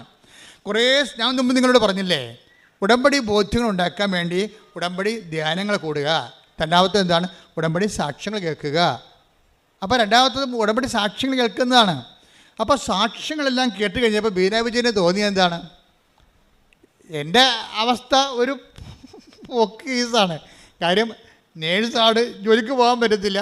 അധ്യാപികയാണെങ്കിൽ മാത്രമേ ഭർത്താവ് ജോലിക്ക് വിടത്തുള്ളൂ. നേഴ്സിന് ആരാണ് അധ്യാപികയായിട്ട്? ഇതൊക്കെ നടക്കാത്ത കാര്യമാണ്. എന്നാലും ഉടമ്പടി ചെല്ലുമ്പോൾ ഈ സാക്ഷ്യങ്ങളെല്ലാം കേട്ടിട്ട് അവർക്കൊരു ബോധ്യം കിട്ടി. എന്താണ്? അമ്മ എന്തെങ്കിലും ഒരു പഴുതുണ്ടാക്കുമെന്നാണ്. അതാണ് അറിവ്, അതാണ് ബോധ്യം എന്ന് പറയുന്നത്. ഞാൻ ചെന്ന് അമ്മയോട് പറയാം എൻ്റെ അവസ്ഥ. 2 കുഞ്ഞുങ്ങളൊക്കെ ആയിട്ട് ഇപ്പോൾ 18-9 കൊല്ലമായി കല്യാണം കഴിച്ചിട്ട് ഇതുവരെ ഒരു കാര്യം പറ്റിയിട്ടില്ല. ഇനി അമ്മയടുത്ത് ചെന്ന് പറയാം. അമ്മയടുത്ത് ചെന്ന് പറഞ്ഞു, അമ്മേ ഉടമ്പടി എടുത്ത് പറഞ്ഞു, അമ്മേ എൻ്റെ അവസ്ഥ ഇതാണ്, എനിക്ക് രാവിലെ കുഞ്ഞുങ്ങളുടെ കൂടെ പോകണം, എന്നിട്ട് തിരിച്ച് കുഞ്ഞുങ്ങളുടെ കൂടെ വരണം, പക്ഷേ എനിക്ക് നേഴ്സിംഗ് ആണ് എൻ്റെ പോസ്റ്റ്, എനിക്ക് അതിന് പറ്റിയ ഒരു ജോലി തന്നെ എന്ന് പറയും. അപ്പോൾ എന്നാ ചെയ്തതെന്നറിയാമോ? ഇവളുടെ ഒരു സത്യാവസ്ഥയും അവൾ ആ ഉടമ്പടിയിലേക്ക് അനുവർത്തിച്ചിരിക്കുന്ന നിലപാടുകളും സമീപനങ്ങളൊക്കെ എല്ലാം അമ്മയ്ക്ക് ഭയങ്കര പ്രിയങ്കരമായ ഒരു ചാനലിലൂടെയാണ് ഇവിടെ മൂവ് ചെയ്യണത്. അങ്ങനെ മൂവ് ചെയ്ത് കഴിഞ്ഞാൽ കാര്യം ഉടമ്പടി നിങ്ങൾ എപ്പോഴും ശ്രദ്ധിക്കേണ്ട ഇതാണ്, എപ്പോഴും ഉടമ്പടി പുതുക്കുന്ന ആൾക്കാരാണ് കൂടുതൽ ശ്രദ്ധിക്കേണ്ടത്. കാര്യം ഇന്നലെ ഉടമ്പടി പുതുക്കിയിരിക്കുന്നത് 1100 പേരാണ് അടുത്ത് ഇന്നലെ ഉടമ്പടി പുതുക്കിയിരിക്കണത്. പക്ഷേ പുതുക്കുന്ന ആൾക്കാർ ശ്രദ്ധിക്കേണ്ട ഒരു കാര്യം വെച്ച് കഴിഞ്ഞാൽ, പുതുക്കി കഴിയുമ്പോൾ നിങ്ങൾ ഓർക്കണം, നിങ്ങൾ ഉടമ്പടി എടുക്കുന്നതിന് മുമ്പും ഉടമ്പടി എടുത്ത ശേഷവും നിങ്ങൾക്കുണ്ടായ മാറ്റം, നിങ്ങൾ ആരാണ്. നിങ്ങൾ ഉടമ്പടി എടുക്കുന്നതിന് മുമ്പുള്ള ആൾ തന്നെയാണ് ഇപ്പോഴെങ്കിൽ നിങ്ങൾ പുതുക്കിയിട്ടില്ല. ഈ പേപ്പർ 10-30 പേപ്പർ മേടിച്ചെന്നല്ല, വേറെ ഒന്നും സംഭവിച്ചിട്ടില്ല അവിടെ. ഉടമ്പടിക്ക് മുമ്പ് എങ്ങനെയായിരുന്നു നിങ്ങൾ, ഉടമ്പടിക്ക് ശേഷം എന്താണ്, തമ്മിൽ നോക്കണം വ്യത്യാസം. ദൈവം അസസ് ചെയ്യണ ഒരു വ്യൂ പോയിൻ്റാണ് ഞാൻ പറയണത്. എന്തുകൊണ്ടാണ് നിങ്ങളുടെ ഉടമ്പടി ലാഗാകണത്? ലാഗാകേണ്ട ഒരു കാര്യമില്ല. ഇപ്പോൾ ബീനയുടെ ചരിത്രം എടുത്തു കഴിഞ്ഞാൽ എന്ത് ചെയ്യും? ബീന ചോദിച്ചിരിക്കുന്നത് ഒരു പ്രാന്തൻ ചോദ്യമാണ് ചോദിച്ചിരിക്കുന്നത്. അവൾക്ക് കരകയും ചെയ്യണം, കിറിയും നന്നാകണം. എങ്ങനെ നടക്കണം പരിപാടി?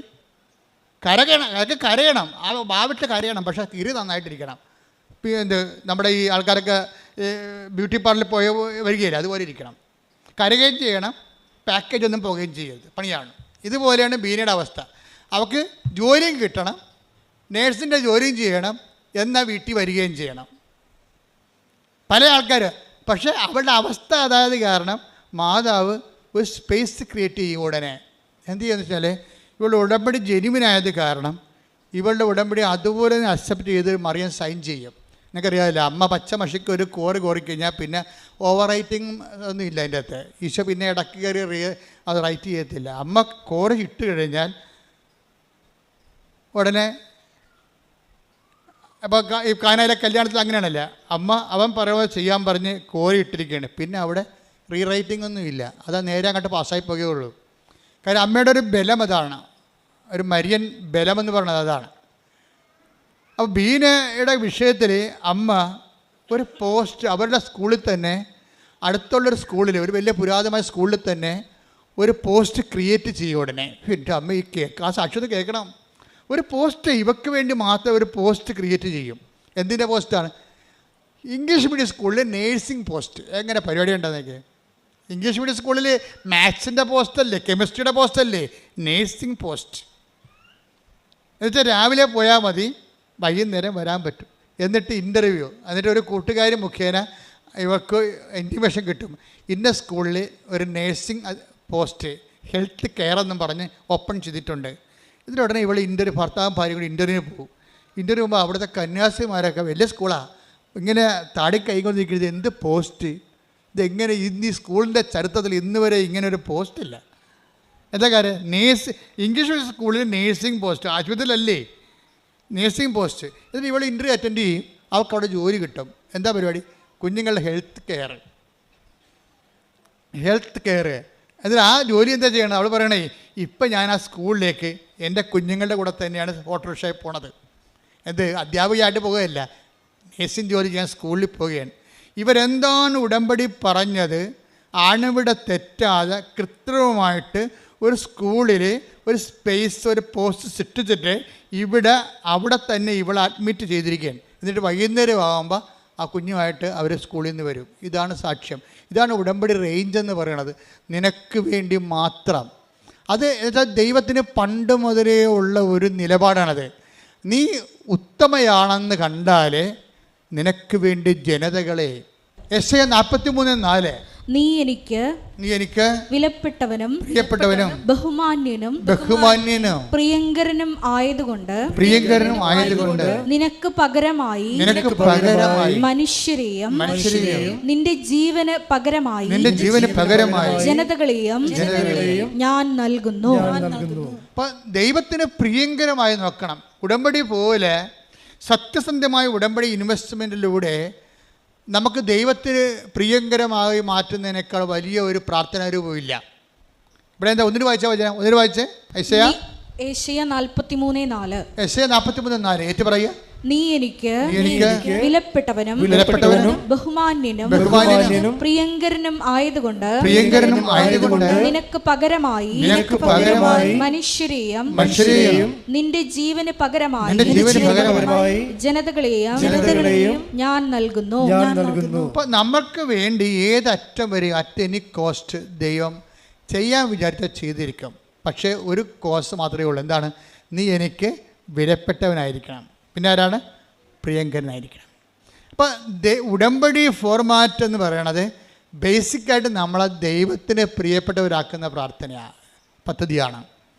ദൈവത്തിന് പ്രിയങ്കരമാക്കുക. നിങ്ങളോട് ഞങ്ങൾ പറഞ്ഞിട്ടുള്ള അവൻ പറയുമ്പോൾ ചെയ്യണം പറയുമ്പോൾ ഇങ്ങനെ ചെയ്യുന്നതിലൂടെ എന്താണ് സംഭവിക്കുന്നത്?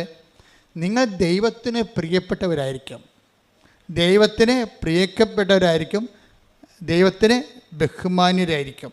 ദൈവം നിന്നെ ബഹുമാനിക്കുന്ന രീതിയിലേക്ക് നീ പുണ്യത്തിൽ പുരോഗമിച്ചുകൊണ്ടിരിക്കണം. ഇതിൻ്റെ അകത്ത് വരുന്നൊരു വിഷയം, ഈ ദൈവത്തിന് പ്രിയങ്കരനായിരിക്കുക, ദൈവത്തിന് ബഹുമാന്യനായിരിക്കുക എന്ന് പറയുന്നതിൻ്റെ കൗണ്ടർ പാർട്ടുണ്ട്. പിന്നെന്താണ്? ലോകത്തിന് പ്രിയങ്കരമായിരിക്കുക. അവിടെയാണ് അനുതാപം ആവശ്യമായി വരണത്. ലോകത്തിന് പ്രിയങ്കരമായിരിക്കുക, സാത്താന് പ്രിയങ്കരമായിരിക്കുക.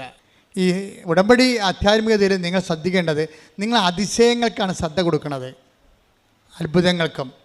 അതിന് വിശ്വാസം മതി, വിശുദ്ധിയുടെ ആവശ്യമില്ല. അത്ഭുതങ്ങൾ അടയാളം ഉണ്ടാകാൻ ഒരു പരിധി വരെ വിശുദ്ധി ഇല്ലെങ്കിലും വിശ്വാസം കൊണ്ട് അത്ഭുതങ്ങൾ അടയാളം ഉണ്ടാവും. അത്ഭുതങ്ങൾ അടയാളം അനുഭവിച്ച് സാക്ഷ്യം പറയുന്ന ആൾക്കാർ വിശുദ്ധരാണോ അല്ലേ എന്നുള്ളത് നിങ്ങൾക്കറിയാമല്ലോ.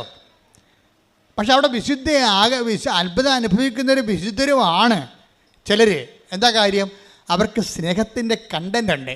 അതുകൊണ്ടാണ് വിശ്വാസത്തെ ദൈവം തള്ളിപ്പറയണത്. വിശ്വാസത്തെ ദൈവം ഉയർത്തിപ്പിടിക്കുന്ന ദൈവം തന്നെ ചില ഘട്ടങ്ങളിൽ വിശ്വാസത്തെ തള്ളിപ്പറയും. നമ്മൾ പറയും വിശ്വാസമാണ് എല്ലാം എന്ന് പറഞ്ഞാൽ ദൈവം പറയും വിശ്വാസമല്ല എല്ലാം.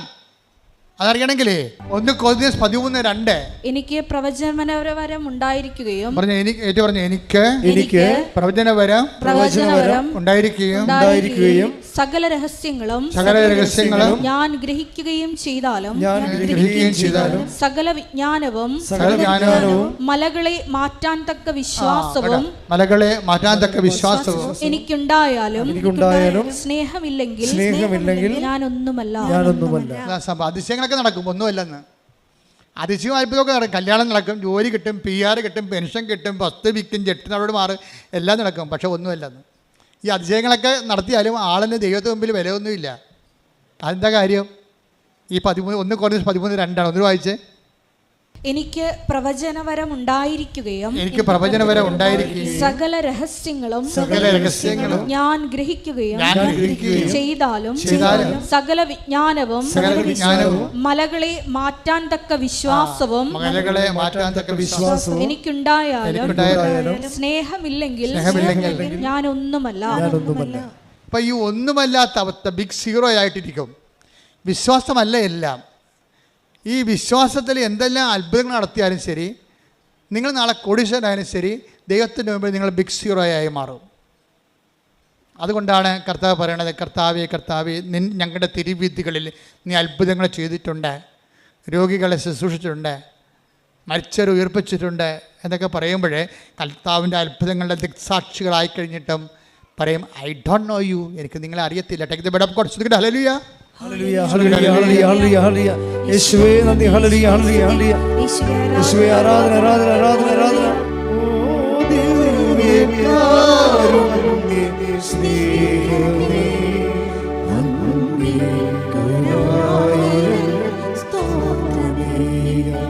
ഓ ദിവ്യകാരുണ്യ സ്നേഹമേ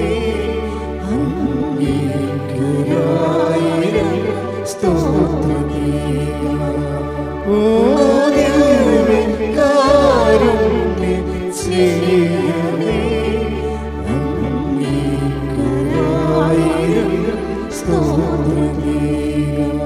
മത്തായി 7:21 മുതൽ 23 വരെയുള്ള തിരുവചനങ്ങൾ. 7:21. കർത്താവേ കർത്താവേ എന്ന് എന്നോട് വിളിച്ചപേക്ഷിക്കുന്നവനല്ല. പറഞ്ഞേ, കർത്താവേ കർത്താവേ കർത്താവേ കർത്താവേ എന്ന് എന്നോട് വിളിച്ചപേക്ഷിക്കുന്നവനല്ല. എന്റെ സ്വർഗസ്ഥനായ പിതാവിന്റെ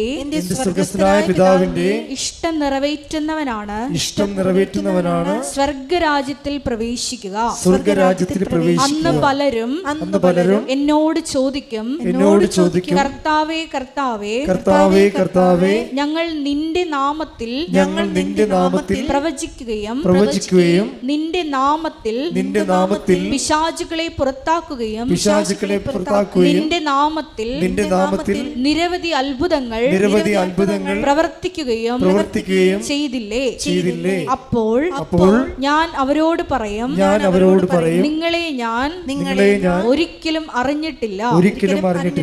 അനീതി പ്രവർത്തിക്കുന്നവരെ നിങ്ങൾ എന്നിൽ നിന്ന് അകന്നു പോകുവിൻ. ഇപ്പം നമുക്ക് മനസ്സിലാകുന്നൊരു സത്യം, ഈ അടയാളങ്ങൾ കണ്ടാലും സാക്ഷ്യം പ്രവർത്തിച്ചാലും സാക്ഷ്യങ്ങൾ ഉണ്ടായാലും നമ്മൾ ചില സമയത്ത് ദൈവതിരുസന്നിധിയിൽ ദൈവം അറിയാത്ത ആൾക്കാരായിട്ട് മാറും. കാര്യം അത്ഭുതങ്ങളും അടയാളങ്ങളും ആധ്യാത്മികതയുടെ ഭാഗമല്ല. ശരിക്കും ആധ്യാത്മികതയുടെ ഒരു വരാൻ പോകുന്ന ദൈവത്തിൻ്റെ സ്നേഹത്തിൻ്റെ ഒരു അടയാളമായിട്ട് വരും. അപ്പം coming love of God, the sign of coming love of God, നമ്മളിലേക്ക് ദൈവം വന്ന് ചേർന്ന് ജീവിക്കുന്ന ജീവിതത്തിൻ്റെ ഒരു അറിവടയാളമായിട്ടാണ് ഇത് വരുന്നത്. പക്ഷേ അതിൽ തന്നെ ദൈവമായിട്ടുള്ള ബന്ധമല്ല. ശരിക്കും ദൈവമായിട്ടുള്ള ബന്ധം വേണമെങ്കിൽ എന്ത് ചെയ്യണം? അനീതി പ്രവർത്തിക്കുന്നവരെ എന്ന് വെച്ച് കഴിഞ്ഞാൽ സ്നേഹമില്ലാതെ പ്രവർത്തിക്കുന്നവരെ. നീതിയും സ്നേഹവും തമ്മിലാണ് ബൈബിള് കണക്ട് ചെയ്യണത്. അനീതി പ്രവർത്തിക്കണമെന്ന് വെച്ച് കഴിഞ്ഞാൽ സ്നേഹമില്ലാതെ പ്രവർത്തിക്കുന്നവരെ. കുറേ കാര്യങ്ങളൊക്കെ നടക്കാം, പക്ഷേ അതേസമയത്ത് നമ്മുടെ ഉള്ളിൽ ബേസിക്കായിട്ട് സ്നേഹം ഉണ്ടാകത്തില്ല. ഇതിങ്ങനെ ദുരന്തം പിടിച്ച ക്രിസ്ത്യാനി ഇങ്ങനെ കുറേ എണ്ണം ഉണ്ട്. എന്ന് വെച്ചാൽ ഭയങ്കര ഉടമ്പടി. പല ആൾക്കാരുടെയും വിശ്വാസം പോയിരിക്കണത് എന്തുകൊണ്ടാണ്? ഇപ്പോൾ നമ്മൾ നീലത്തിരി കത്തിക്കുമ്പോൾ തന്നെ മരുമോൾ എന്താണ്ട് അപ്പുറത്തുനിന്ന് പറയണത്, ശവം നീലത്തിരി കത്തിക്കാൻ തുടങ്ങിയിട്ടുണ്ട്. ഇവളുടെ കാര്യമൊക്കെ നടക്കാൻ വേണ്ടി ഇങ്ങനെ പറയും. ഇവളുടെ കയ്യിരിപ്പ് ദൈവത്തിന് അറിയാവാ. ഈ ജന്മത്തി അക്കറെ 1000 തിരി കത്തിച്ചാൽ ഇവർ രക്ഷപ്പെടത്തില്ല എന്നാണ് അടുക്കളയിൽ നിന്നുകൊണ്ട് ചിലപ്പോൾ അമ്മയമ്മ അല്ലെങ്കിൽ മരുമകളെ പറയണത് നിങ്ങളെക്കുറിച്ച്. എന്താ കാര്യം? നിങ്ങൾ ഏറ്റവും അറിയാവുന്നവരാരാണ്? നിങ്ങളുടെ വീട്ടിലുള്ളവരാണ്. ദൈവം കഴിഞ്ഞാൽ പിന്നെ നിങ്ങളെ അറിയാവുന്നവരാരാണ്? നിങ്ങളുടെ വീട്ടിലുള്ളവരാണ്. അപ്പോൾ നിങ്ങൾ ഈ ഉടമ്പടിയൊക്കെ എടുത്ത് ഇങ്ങനെയൊക്കെ ജയിക്കുമ്പോൾ മറ്റുള്ളവർക്കറിയാം എത്ര ഉടമ്പടിക്ക് പോയിട്ടും ഇത് പണ്ട് പാക്കനാർ ചുരക്കായും കൊണ്ട് കാശി പോയ പോലെ ഇരിക്കുമെന്ന്. കാശി കൊണ്ടുപോയി ഗംഗാനദിയുടെ തീരത്ത് പാക്കനാർ പോയ വഴിക്കെല്ലാം നമുക്കറിയാമല്ലോ, പറയിച്ച് പെറ്റ പന്തിരികുലത്തിലെ ഒരാളാണ് ഉളിയന്നൂർ പെരുങ്ങുന്തച്ഛനും പിന്നെ പാക്കനാരും. പാക്കനാർ കാശിക്ക് പോയപ്പോൾ പെണ്ണുമ്പോൾ പറഞ്ഞ് മനുഷ്യനെ ഈ ചുരക്കായും കൂടി കൊണ്ടുപോകുമെന്ന് പറഞ്ഞു. എന്താ കാര്യം എന്നറിയാമോ? വന്നതിനും പോയതിനും എല്ലാം പാക്കനാർ ഇവിടെ കഴുത്തിന് പിടിക്കും. അതാണ് പ്രശ്നം പെണ്ണുമ്പിള്ളയുടെ. അപ്പോൾ അങ്ങനെ ആൾക്കാരൊക്കെ മാനസാന്തരം ഉണ്ടായി. പുള്ളിക്കാരൻ കാശിക്ക് പോവുകയാണ്. അപ്പോൾ പെണ്ണുമ്പിള്ള പറഞ്ഞ് ചുരക്കായും കൂടി കൊണ്ടുപോകാൻ പറഞ്ഞു. അപ്പോൾ അതെന്തെങ്കിലും ഒരു നൈവേദ്യത്തിനായിരിക്കും വിചാരിച്ചുകൊണ്ട് തിരിച്ചു കൊണ്ടുപോകാൻ കേട്ടാന്ന് പറഞ്ഞ് അവിടെ പൂജിച്ചിട്ട് തിരിച്ചു കൊണ്ടുപോയി നമുക്ക് അറിയിച്ച് കഴിഞ്ഞാൽ എല്ലാ രോഗം മാറുമെന്ന് പെണ്ണുമ്പിള്ള പറഞ്ഞിരിക്കുക. അങ്ങനെ ചുരക്കായും കായിക്കൊണ്ട് പാക്കനാർ പോയിരിക്കുകയാണ് കാശിക്ക്. പോയ എല്ലാ വെച്ചമ്പലത്തിലും കുടുംബക്ഷേത്രങ്ങളും എല്ലാം പാക്കനാർ തൊഴുകയും ചെയ്യും. അവിടെയുള്ള കുളത്തിലെല്ലാം ഈ ചുരക്ക കഴുകുകയും ചെയ്യും. തിരിച്ച് കാശിക്ക് പോയി ഗംഗയിലും കൊണ്ട് സ്നാനം ചെയ്തപ്പോൾ പാക്കനാർ ചുരക്ക അവിടെ കഴുകി തിരിച്ച് കൊണ്ടുവന്ന് ഭാര്യയ്ക്ക് കൊടുത്ത് നീ പറഞ്ഞ പോലെ എല്ലാം ചെയ്തിട്ടുണ്ട്, ഇനിയിപ്പോൾ അതിൻ്റെ കുഴപ്പമുണ്ടായിരുന്നു. പെണ്ണും വിളിച്ച് വെട്ടിക്കീറി കഴുകി വെട്ടി കൊത്തി എരിഞ്ഞ് കറിവെക്കുകയും ചെയ്ത്. പക്ഷേ ചുരക്കാക്ക് കയ്പ്പാണ് ഭയങ്കര. അപ്പോഴേ പാക്കനായ പറഞ്ഞ് നീ കറിവെച്ചിട്ട് പിന്നെ ചുരക്കാക്ക് കയ്പ്പാണല്ല. അപ്പോൾ പെണ്ണുമ്പിള്ള ചിരിച്ച്. എന്താ കാര്യം? ഇതുപോലെ നിങ്ങളുടെ അവസ്ഥയെന്ന്. ഇതുപോലെയാണ് നിങ്ങളുടെ അവസ്ഥയെന്ന്. എത്ര തീർത്ഥസ്ഥലിൽ കഴുകിയിട്ടും നിങ്ങൾക്ക് മാറ്റമൊന്നുമില്ല. എത്ര ഉടമ്പടി എടുത്തിട്ടും നിങ്ങൾ പഴയ ആളാണ്. തെറ്റുകൾ ആവർത്തിക്കുന്നു എന്ന് പറയണത്. തെറ്റുകൾ ആവർത്തിക്കുന്നു. ആ പഴയ ജീവിതത്തിൻ്റെ കയ്പ്പ്, സ്വഭാവത്തിൻ്റെ കയ്പ്പ് മാറണില്ല, മധുരമാകണില്ല, സ്നേഹം വരണില്ല. കുറേ അടയാളം കാണുന്നു, കുറേ സാക്ഷ്യം പറയുന്നതല്ലാതെ ഹൃദയത്തിന് ആ സ്നേഹത്തിലേക്കും ക്ഷമയിലേക്കും ആ കൈമാറ്റത്തിലേക്കും മറ്റുള്ളവരെ സന്ധിക്കുന്നതിലേക്കും ഒരു മധുരതയിലേക്ക് വരണില്ല. കയ്പ്പാണ് ഇപ്പോഴും ഇരിക്കണത്. പാക്കിലാൻ്റെ ചുരക്ക പോലെ തന്നെയാണ് ഉടമ്പടിക്ക് ശേഷവും നിങ്ങൾ ഇരിക്കണമെന്നുണ്ടെങ്കിൽ നിങ്ങൾ ഉടമ്പടിയിലല്ല എന്നുള്ള കാര്യമാണ് നമ്മൾ അറിയേണ്ടത്. എന്താ അങ്ങനെ പറയാൻ കാരണം അറിയാവോ? പണ്ട് കർത്താവ് ഒരു ചേടത്തിയോട് പറഞ്ഞേ, എന്താ പറഞ്ഞത്? അപ്പോൾ ആ ചേടത്തി അത് അക്സെപ്റ്റ് ചെയ്തു. എന്താ പറഞ്ഞത്? മർക്കോസിൻ്റെ 27 അല്ലേ? കാനങ്കാരി പറഞ്ഞ് എൻ്റെ മകള് ഭയങ്കര അസുഖമായിട്ട് കിടക്കുകയാണെന്ന് പറഞ്ഞു. പിശാച് ബാധിച്ചിരിക്കണമെന്ന് പറഞ്ഞു. മകള് അവളുടെ തലയെ കൈവച്ച് പ്രാർത്ഥിച്ചൊരു അത്ഭുതം കാണിക്കണം, എൻ്റെ മകളെ രക്ഷപ്പെടുത്തണമെന്ന് കർത്താവിനോട് ഈ കാനങ്കാരി പറയും. അപ്പോൾ ഈശോ പറഞ്ഞൊരു വാക്കുണ്ട്. എന്താണ്? മർക്കോസ് 7:27. അവൻ പ്രതിവചിച്ചു. എന്താണ്? ആദ്യം മക്കൾ ഭക്ഷിച്ച് തൃപ്തരാകട്ടെ. മക്കളുടെ അപ്പമെടുത്ത് മക്കളുടെ അപ്പമെടുത്ത് നായ്ക്കൾക്ക് എറിഞ്ഞു കൊടുക്കുന്നത് നന്നല്ല. അപ്പോൾ അതാണ് ആദ്യം മക്കൾ ഭക്ഷിച്ച് തൃപ്തരാകട്ടെ. പൊതുവെ ഈ കമൻട്രി പുസ്തകങ്ങളൊക്കെ കിടക്കണത് എന്താണെന്നറിയോ? മക്കളെന്ന് പറഞ്ഞാൽ ഇസ്രായേൽക്കാരും പുറത്തുള്ള വിജാതീയരായിട്ടുള്ള ഇസ്രായേൽക്കാരല്ലാത്ത ആൾക്കാരാണ് നായ്ക്കളെന്ന്. ശരിക്കും പറഞ്ഞാൽ അതാണോ? മക്കളെന്ന് പറയുന്നത് നിത്യജീവന് വേണ്ടി വിളിക്കപ്പെട്ട ആൾക്കാരുമുണ്ട്, ലോകജീവിതത്തിന് വേണ്ടി വിളിക്കപ്പെട്ട ആൾക്കാരുമുണ്ട്. ബൈബിളല്ലേ നമ്മൾ വ്യാഖ്യാനിക്കണത്, അല്ലാതെ അവിടുത്തെ ജിയോഗ്രാഫിക്കൽ സിറ്റുവേഷൻ സമുദായ സമവാക്യങ്ങളാണ് വ്യാഖ്യാനിക്കണത്. അല്ല, ബൈബിൾ എന്താ പറയണത്? ആരാണ് നായെന്ന് ബൈബിൾ പറയുന്നുണ്ട്.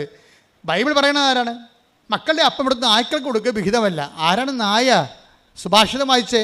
സുഭാഷിതം ഒരു 26:11 വായിച്ചേ.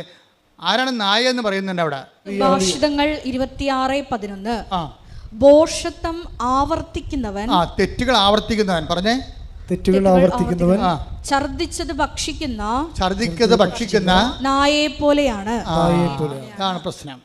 തെറ്റുകൾ ആവർത്തിക്കുന്നവനെയാണ് ബൈബിൾ നായ എന്ന് വിളിക്കുന്നത്. മനസ്സിലായില്ലേ? ഇത് അച്ഛൻ്റെ വ്യാഖ്യാനമല്ല, ഞാൻ ആ വ്യാഖ്യാനം എടുത്തത് പത്രോസിൽ നിന്നാണ് എടുത്തത്. 2 പത്രോസ് 2:20. നമ്മുടെ കർത്താവും രക്ഷകനുമായ യേശുക്രിസ്തുവിനെ കുറിച്ചുള്ള അറിവ് മൂലം അവർ ലോകത്തിന്റെ മാലിന്യങ്ങളിൽ നിന്ന് ലോകത്തിന്റെ മാലിന്യങ്ങളിൽ നിന്ന് രക്ഷ പ്രാപിച്ചതിന് ശേഷം വീണ്ടും അവയിൽ കുരുങ്ങുകയും അവയാൽ തോൽപ്പിക്കപ്പെടുകയും ചെയ്യുന്നെങ്കിൽ അവരുടെ അന്ത്യസ്ഥിതി ആദ്യത്തേതിനേക്കാൾ മോശമായിരിക്കും. കാരണം തങ്ങൾക്ക് ലഭിച്ച വിശുദ്ധ കൽപ്പനയെ കുറിച്ച് അറിഞ്ഞിട്ട് അതിൽ നിന്ന് പിന്മാറുന്നതിനേക്കാൾ അവർക്ക് നല്ലത് നീതിയുടെ വഴിയെക്കുറിച്ച് അറിയാതിരിക്കുകയായിരുന്നു. നായ് ഛർദിച്ചത് തന്നെ വീണ്ടും ഭക്ഷിക്കുന്നു. കുളിച്ച പന്നി ചെളിക്കുണ്ടിൽ വീണ്ടും ഉരുളുന്നു. അതാണ് സംഭവം. അതായത് നായ ഛർദിച്ചത് തന്നെ, ഇതേതാണ് നായ എന്ന് പറയുന്നത്? ഈ ഛർദിച്ചത് തന്നെ പിന്നെയും തിന്നുന്ന ഒരു സ്വഭാവമാണ് നായ്ക്കുള്ളത്.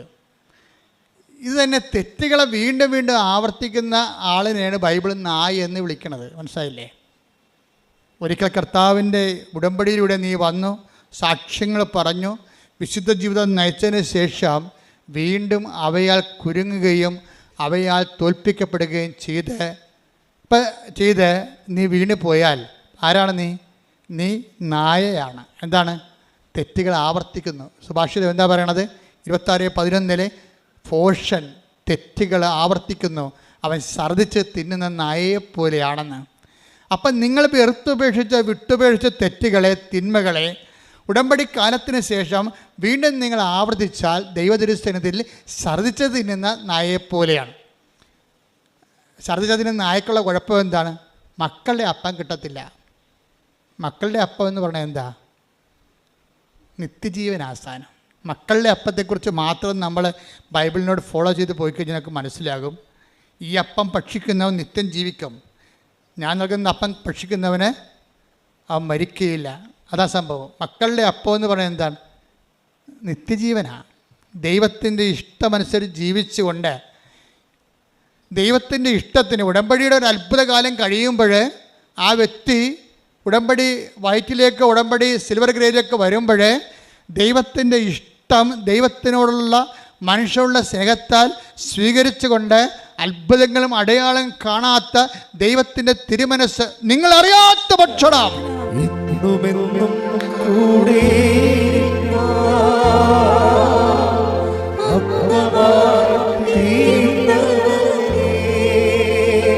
യോഹന്നാൻ 4:32. യോഹന്നാൻ 4:32. അവൻ പറഞ്ഞു, നിങ്ങൾ അറിയാത്ത ഭക്ഷണം എനിക്കുണ്ട്. അതായത് ഇന്ന് സിറ്റുവേഷൻ എന്ന് വെച്ച് കഴിഞ്ഞാൽ സമരക്കാരുമായിട്ടുള്ള യേശുവിൻ്റെ അതായത് ഡിസ്കോഴ്സാണത്, സമരിയൻ ഡിസ്കോഴ്സ്. അവിടെ എന്താ പ്രശ്നം വെച്ച് കഴിഞ്ഞാൽ 12 പേരെയും. അപ്പോൾ ഇന്നലെ എൻ്റെ കപ്പേരസ് എന്നോട് പറയണേ, എൻ്റെ അച്ഛ ഈശോയുടെ കാര്യം ഓർത്തിട്ട് ഞാൻ വെളുപ്പിലിരുന്ന് കരഞ്ഞു പോയെന്ന്. ഞാൻ വിളിച്ചു എന്നാ പരിപാടി? അതല്ല അച്ഛാ, ആ സമരക്കാരിയെ വിശ്വാസത്തിലേക്ക് വിളിക്കാൻ വേണ്ടി ഈശോ 12 പേരെയും പറഞ്ഞു വിട്ടില്ലേ? ഒരാൾക്ക് എന്തിനാ ഭക്ഷണം മേടിക്കാൻ 12 പേരെയും പറഞ്ഞു വിട്ടത്? ഞാൻ തന്നെ വിളിച്ചു പോയി. കർത്താവിൻ്റെ അൾത്താറയിൽ നിന്ന് ശുശ്രൂഷ ചെയ്യുന്നവൻ വെളുപ്പാൻ കാലത്ത് എഴുന്നേറ്റ് നിന്ന് കണ്ണീര് ചൊരിയുന്നു. ആരെക്കുറിച്ച് ഓർത്തിട്ടാ? മക്കളെക്കുറിച്ച് ഓർത്തിട്ടല്ല, ഭാര്യയെക്കുറിച്ച് ഓർത്തില്ല, കുടുംബത്തെക്കുറിച്ച് ഓർത്തില്ല, കർത്താവിനെക്കുറിച്ച് ഓർത്തിട്ട്.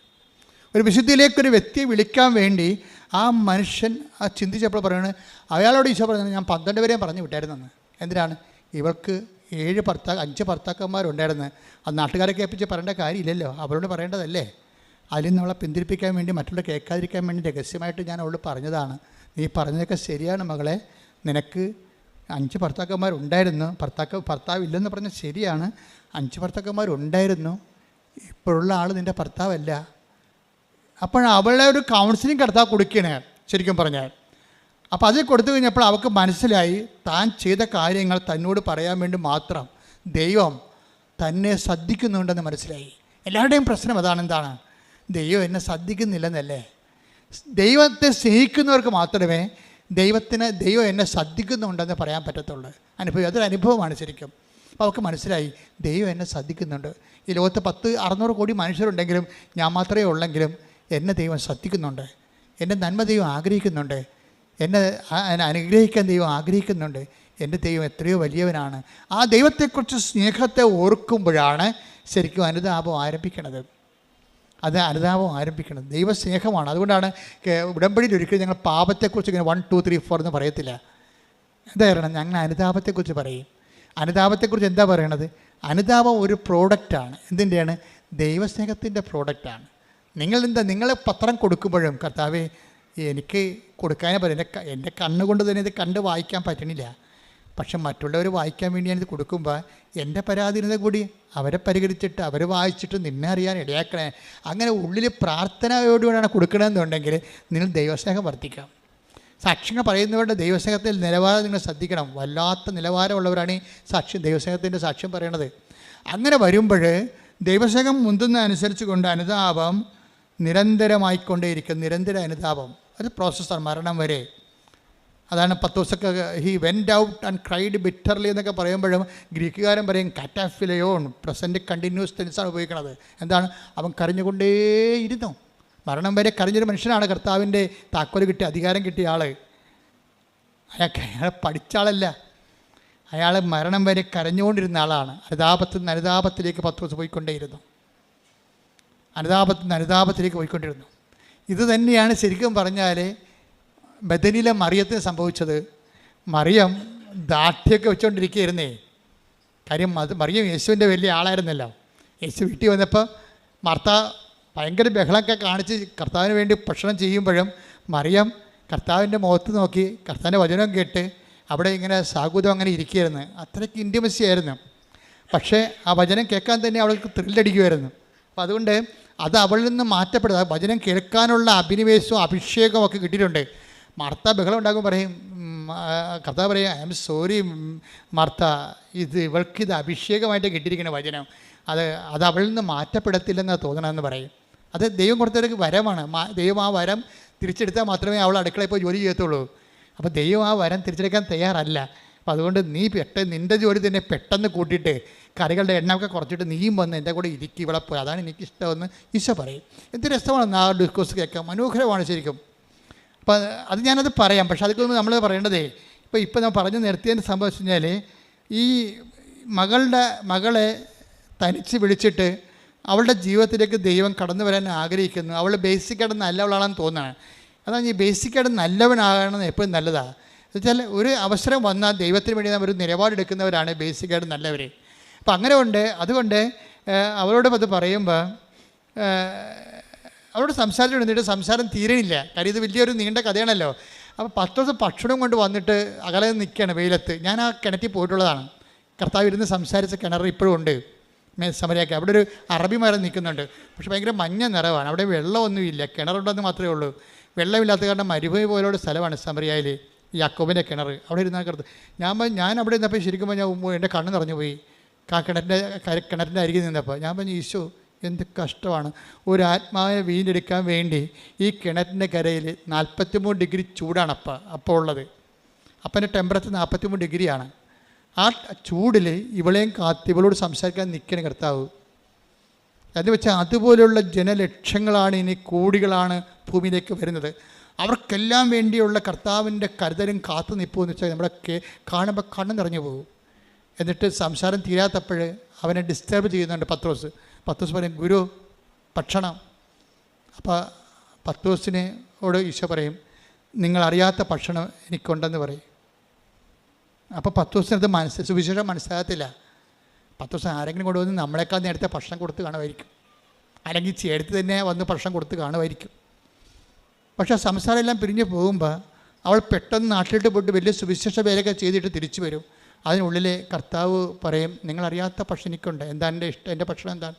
എൻ്റെ പിതാവിൻ്റെ ഇഷ്ടം നിറവേറ്റുകയാണ് എൻ്റെ ഭക്ഷണം.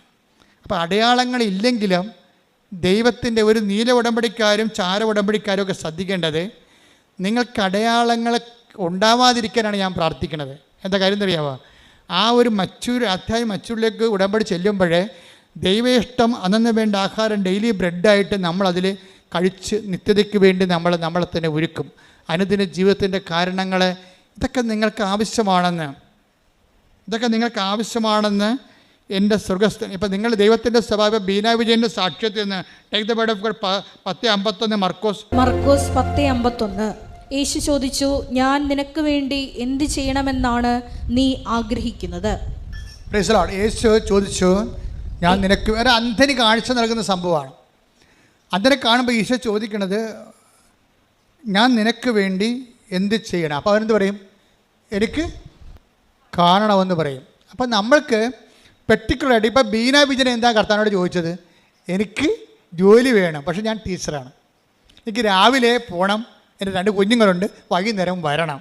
അങ്ങനെ ഒരു നേഴ്സിന് ജോലി കിട്ടുക, പക്ഷേ എനിക്ക് ജോലി തരണം, എനിക്ക് കുഞ്ഞുങ്ങളെ പോറ്റണ്ടേ. അപ്പോൾ ഞാൻ എന്ത് 10:51 പറഞ്ഞാൽ എന്താണ്? ഞാൻ എന്ത് പറഞ്ഞേ? ഞാൻ നിനക്ക് വേണ്ടി എന്ത് ചെയ്യണമെന്നാണ് നീ ആഗ്രഹിക്കുന്നത്. അപ്പൊ നമ്മൾ ഈ ഉടമ്പടി വെച്ചിരിക്കുന്ന 6 കാര്യങ്ങൾ നമ്മൾ ആഗ്രഹിക്കണതല്ലേ, അത് നടക്കും. നമ്മൾ ഉടമ്പടി വെച്ചിരിക്കുന്ന 6 കാര്യങ്ങളെ നമ്മൾ ആഗ്രഹിക്കുന്ന കാര്യങ്ങളല്ലേ, അത് 10:51 പ്രകാരം നടക്കും. ജപ്തി ആയാലും സ്ഥലമില്ലെങ്കിലും പ്രൊമോഷൻ വേണമെങ്കിലും നിങ്ങളെ പിരിച്ചുവിട്ട കമ്പനി തിരിച്ചെടുക്കണമെങ്കിലും എല്ലാം നടക്കും. നിങ്ങൾ ഉടമ്പടിയിൽ എന്ത് ചെയ്യണം?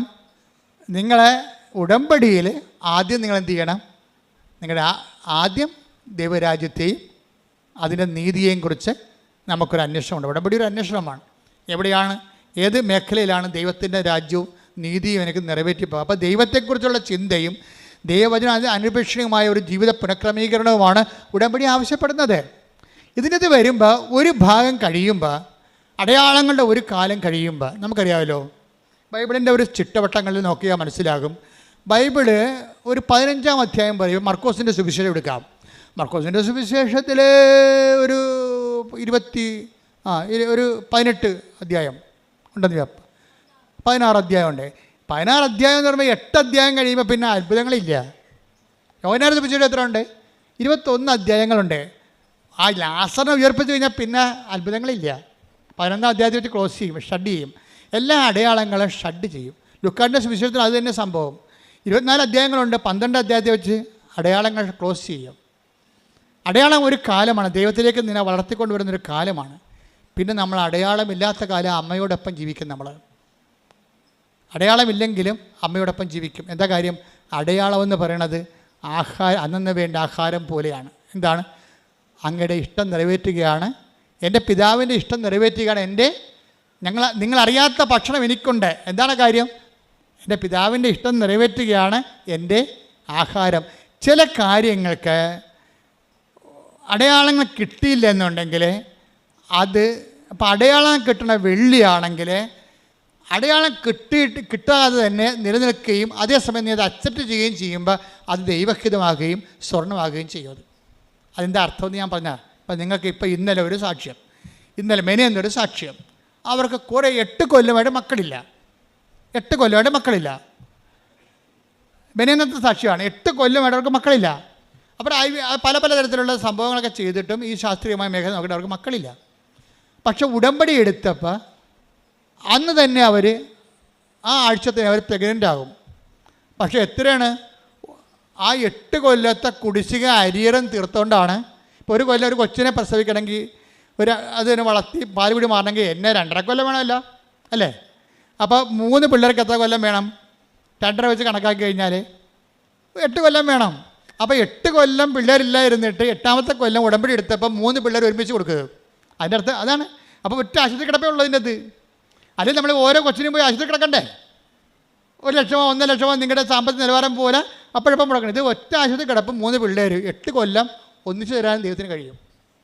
ഞാൻ ആ സാക്ഷ്യം കേട്ടപ്പോൾ ഞാൻ ഞെട്ടിപ്പോയി. കാര്യം ഈ സാക്ഷ്യം ആവർത്തിക്കുന്നുണ്ട്. എപ്പോഴും ഇങ്ങനെ എല്ലാ കൊല്ലവും ഇങ്ങനെ 3 കുഞ്ഞുങ്ങൾ 12 കൊല്ലം മക്കളില്ല, 12ാമത്തെ കൊല്ലം 4 കുഞ്ഞുങ്ങൾ ഒരുമിച്ച് പ്രസവിക്കും. ആ പഴയ സാക്ഷികൾ നോക്കിയാൽ മതി. എന്നുവെച്ചാൽ ഇത്രയും നാളിലെ കുരിശുകയും അരിയറും ചേർത്ത് ഒരുമിച്ച് തരാൻ ദൈവത്തിന് കഴിയും. 4 ആശുപത്രി കിടപ്പും 4 പ്രസവ ലീവിന് പകരം ഒറ്റ പ്രസവ ലീവും ഒറ്റ ആശുപത്രി കിടപ്പും ഒറ്റ തവണ തീർപ്പാക്കും കണ്ട്. ഇത് ദൈവത്തിന് കഴിയണതാണ്. അതാണ് നിങ്ങൾ എന്താണ് ആഗ്രഹിക്കുന്നത് അതുപോലെ ചെയ്യും. പക്ഷേ ഇതൊക്കെ ദൈവം ചെയ്യണത് കാര്യങ്ങളാണ്. ഉടമ്പടി എന്ന് പറയുമ്പോൾ ഇതിൻ്റെ ഒരു വലിയ ഒരു സംഭവമാണ്. അതായത് ദൈവം ഒറ്റത്തവണ തീർപ്പാക്കിയിട്ട് ഇത്രയും നാളിൽ നിൻ്റെ കണ്ണീരിനെല്ലാം ഒറ്റ ഉത്തരം തരും. പക്ഷേ എന്താ പ്രശ്നം വെച്ച് കഴിഞ്ഞാൽ, പ്രശ്നമെന്ന് പറഞ്ഞാൽ ഞാൻ ഭയങ്കര സീരിയസ് ആണ് ഈ വിഷയത്തിൽ. ദൈവം ഇത്രയും നല്ലവനായിട്ടും ദൈവം ഇത്രയും കൃത്യമായിട്ടും ദൈവം അരിയറ് ചേർത്ത് കുടിശ്ശിക സഹിതം കൊടുക്കുമ്പോഴും ആ വ്യക്തിക്ക് ദൈവത്തിന് നിനക്ക് 4 കുഞ്ഞുങ്ങളെ കിട്ടി. ഈ 4 കുഞ്ഞുങ്ങളും നീ വളർത്തി വഴിപിഴച്ചവളാക്കുകയാണെങ്കിൽ ഉള്ള അവസ്ഥ എന്താണ്? 4 ആത്മാക്കൾ ജന്മങ്ങൾ നിൻ്റെ കൈ കിട്ടി പാഴാകത്തില്ലേ? അതാണ് പ്രശ്നം. അത് പ്രശ്നമാണ്. മക്കളില്ലെന്നല്ല നീ പറയേണ്ടത് ദൈവത്തോട്. ഒരു കുഞ്ഞിനെ തന്നാൽ ഞാൻ ദൈവത്തിൻ്റെ മകനെ എൻ്റെ രക്തസാക്ഷിയായി നിന്നാലും ശരി, ഞാൻ എൻ്റെ ദൈവത്തിൻ്റെ കുഞ്ഞിനെപ്പോലെ വളർത്തുമെന്ന് നീ പറയണം. അത് പറയാൻ നീ തയ്യാറാണെങ്കിൽ നീ ഇങ്ങനെ വിഷയം പോലെ പ്രസവിക്കും. എന്താ കാര്യം എന്നറിയാമോ? ദൈവത്തിനെ എനിക്കറിയാം. നമ്മൾ ദൈവത്തിൻ്റെ കാര്യങ്ങളെ കണ്ടാണ് ഇവിടം വരെ എത്തിയത്. അത് ദൈവത്തിന് ഒന്നും പഞ്ഞമില്ല. അമർത്തി കുലുക്കി നിറച്ചളന്ന് അവൻ നിൻ്റെ മടിയിലോട്ട് 6:36 ലൂക്കാൻ്റെ സുവിശേഷം. ദൈവത്തിൻ്റെ സ്വഭാവം അതാണ്. പക്ഷെ നമ്മുടെ സ്വഭാവത്താണ് ഇപ്പോൾ പ്രശ്നം വന്നിരിക്കുന്നത്. കാര്യം എന്താണ്? ദൈവത്തിൻ്റെ സ്വഭാവം കാണിക്കുമ്പോൾ നമ്മുടെ സ്വഭാവം ദൈവസ്വഭാവത്തിലേക്ക് കൺവേർഷൻ സംഭവിക്കണം.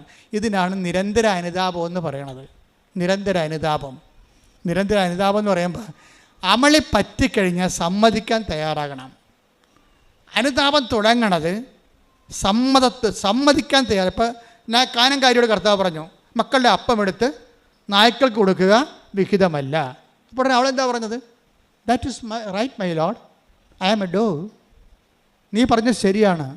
ഞാൻ തന്നെ വീണ്ടും അനുതാപമില്ലാതെ വീണ്ടും ഞാൻ നായി ഛർദ്ദിച്ചത് തന്നെ പിന്നെയും തന്നെ എന്ന് പറഞ്ഞാൽ ചെയ്ത് തെറ്റ് തന്നെ പിന്നെയും ചെയ്യുന്ന ആളാണ് ഞാനൊരു നായയാണ്.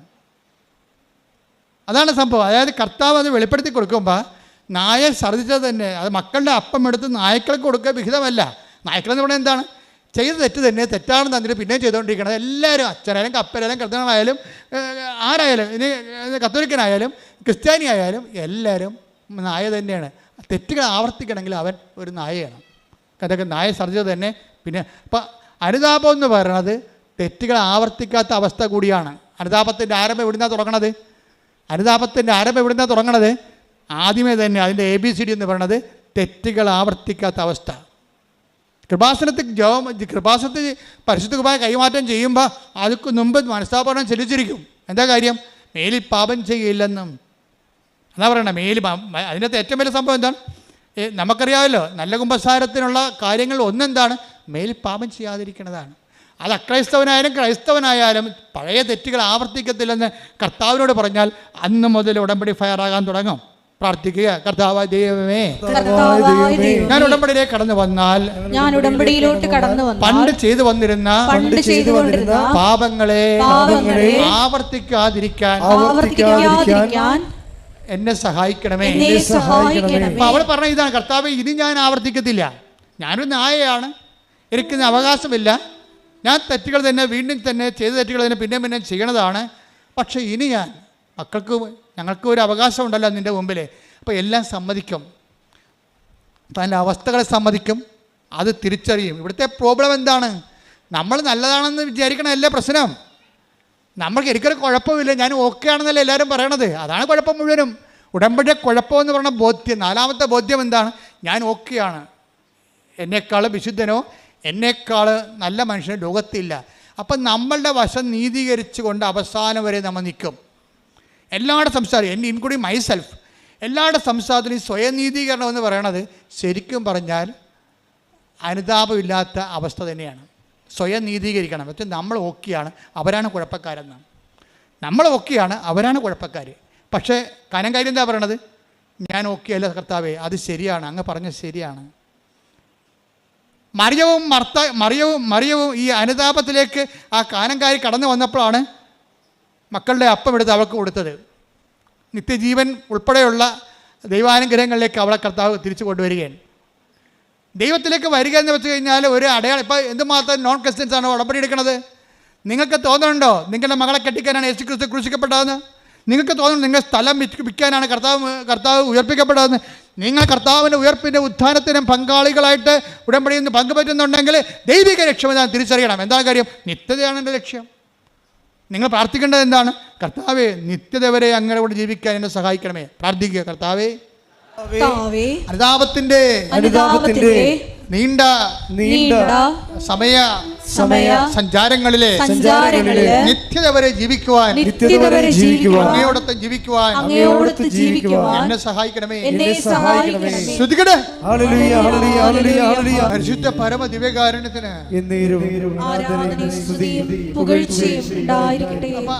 അതായത് അനുതാപത്തിൽ നിന്ന് അനുതാപത്തിലേക്കുള്ള ആത്മീയ സഞ്ചാരമാണ് ഉടമ്പടിയുടെ വളർച്ച എന്ന് പറയണത്. അപ്പോഴത് നമുക്ക് ചില വിഷയങ്ങൾക്ക് അഭിഷേകം കിട്ടാം, ചില വിഷയങ്ങൾ നമ്മൾ അത് ഇല്ലാതിരുന്ന കാലത്തേക്കാൾ ഇല്ലാത്ത കാലത്ത് ഉള്ളതിനേക്കാൾ മെച്ചമായ ആന്തരികമായ സന്തോഷം ലഭിക്കും. ക്രിസ്തീയ ആധ്യാത്മികത എന്ന് പറയുന്നത് നമ്മൾ ഇന്ന് വരെ കാണാത്ത നിധികളുള്ള സ്ഥലമാണ്. ക്രിസ്തീയ ആധ്യാത്മികത ഈശോ നിധി എന്നാണ് വിളിക്കണത്, ട്രഷർ. അത് ഗോപനം ചെയ്താൽ, അത് കണ്ടെത്തിയാൽ പിന്നെ അത് ഗോപനം ചെയ്യണം, മറച്ചു വെക്കണം, പോയി തനിക്കുള്ളത് വിൽക്കണം, ആ നിധി വാങ്ങണമെന്ന് ഈശോ 13 മർക്കോസ് 13 പറയണത്. ഞാൻ നിങ്ങൾ പറയാൻ ഉദ്ദേശിക്കുന്ന കാര്യം ഇപ്പോൾ തന്നെ ഉദാഹരണം, ഇപ്പോൾ കാര്യം എന്താ സംഭവിക്കുന്നത്? അയാൾ പറഞ്ഞു that is right my lord, അത് ശരിയാണെന്ന് പറഞ്ഞു. കർത്താവ് ഒരു കാര്യം പറയുമ്പോൾ അത് തെറ്റാണെന്നാണ് എല്ലാവരും പറയണത്. അങ്ങനെയല്ല, ഞാൻ ശരിയാണ്, കർത്താവാണ് തെറ്റെന്ന് പറയും. കാര്യം എന്താ പറയണത്? ഞാൻ തെറ്റാണ്, അങ്ങ് ശരിയാണ്. ദൈവത്തിൻ്റെ വചനം ശരിയാണെന്ന് പറയണത് എങ്ങനെയാണ്? ദൈവത്തിൻ്റെ വചനം നടപ്പിൽ വരുത്തുമ്പോഴാണ് ദൈവത്തിൻ്റെ വചനം ശരിയാണെന്ന് പറയണം, അല്ലാതെ വായിക്കുമ്പോഴല്ല. വായിക്കുമ്പോൾ ശ്രദ്ധിച്ചേക്കണം. ഉടമ്പടി നിങ്ങൾ വന്ന് എടുത്തെങ്കിൽ അതിൻ്റെ അരമണിക്കൂർ വചനം വായിക്കാൻ വേണ്ടി നിയമമുള്ളതാണ്. നിങ്ങൾ വചനം വായിക്കാതെ ഉടമ്പടി ഉപ്പ് അടിച്ച് മാറ്റിക്കൊണ്ട് ഇവിടെ 4 കാലം വീണ് ഓടിയാൽ ഈ സാധനം വർക്കൗട്ട് ചെയ്യത്തില്ല. ഇവിടുന്ന് എന്താണ് പറഞ്ഞിരിക്കുന്നത് അതുപോലെ ചെയ്യാൻ പറ്റാത്തവർ ഉടമ്പടി എടുക്കരുത്. അത് ദൈവത്തെ പറ്റിക്കാൻ വേണ്ടിയും വൈദ്യപ്പഴുപ്പിന് വേണ്ടി വരുന്നവരാണ്. അപ്പോൾ അതുകൊണ്ട് ആരെടുത്താലും ആരെടുത്താലും ഉടമ്പടി അരമണിക്കൂർ വചനം വായിക്കണം എന്ന് പറഞ്ഞാൽ നിർബന്ധമായിട്ടും വചനം വായിച്ചിരിക്കണം. ചിലപ്പോൾ നിങ്ങൾക്ക് തന്നിരിക്കേണ്ട ഒരു ഓപ്ഷൻ എന്ന് പറയുന്നത് 5 മിനിറ്റ് ഇടപെട്ട്, ഇപ്പോൾ 5 മിനിറ്റ് വായിച്ചാൽ പിന്നെ വൈകുന്നേരം 5 മിനിറ്റ് വായിച്ച് കിടക്കാൻ നേരത്ത് 5 മിനിറ്റ് വായിച്ച് അങ്ങനെ വായിക്കാം. ഒറ്റയടിക്ക് വായിക്കണമെന്നില്ല നിങ്ങളുടെ സമയം, പക്ഷേ വചനം വായിച്ചിരിക്കണം. അത് എക്സോർവായി ആരുടമ്പടി എടുത്താലും ഞങ്ങൾക്കത് ബാധകമല്ലെന്നൊരു കാര്യമില്ല. ഉടമ്പടി നിങ്ങൾക്ക് ബാധകമാകണമെങ്കിൽ ഉടമ്പടിയിലുള്ള പറഞ്ഞിരിക്കുന്ന എല്ലാ നിബന്ധനകളും നിങ്ങൾക്ക് ബാധകമാകണം. പ്രാർത്ഥിക്കുക, കർത്താവേ ഉടമ്പടി നിയമങ്ങള് നിബന്ധനകള് പൂർണ്ണമായും നിറവേറ്റാൻ എന്നെ അനുഗ്രഹിക്കണമേ, എന്നെ അഭിഷേകം ചെയ്യണമേ.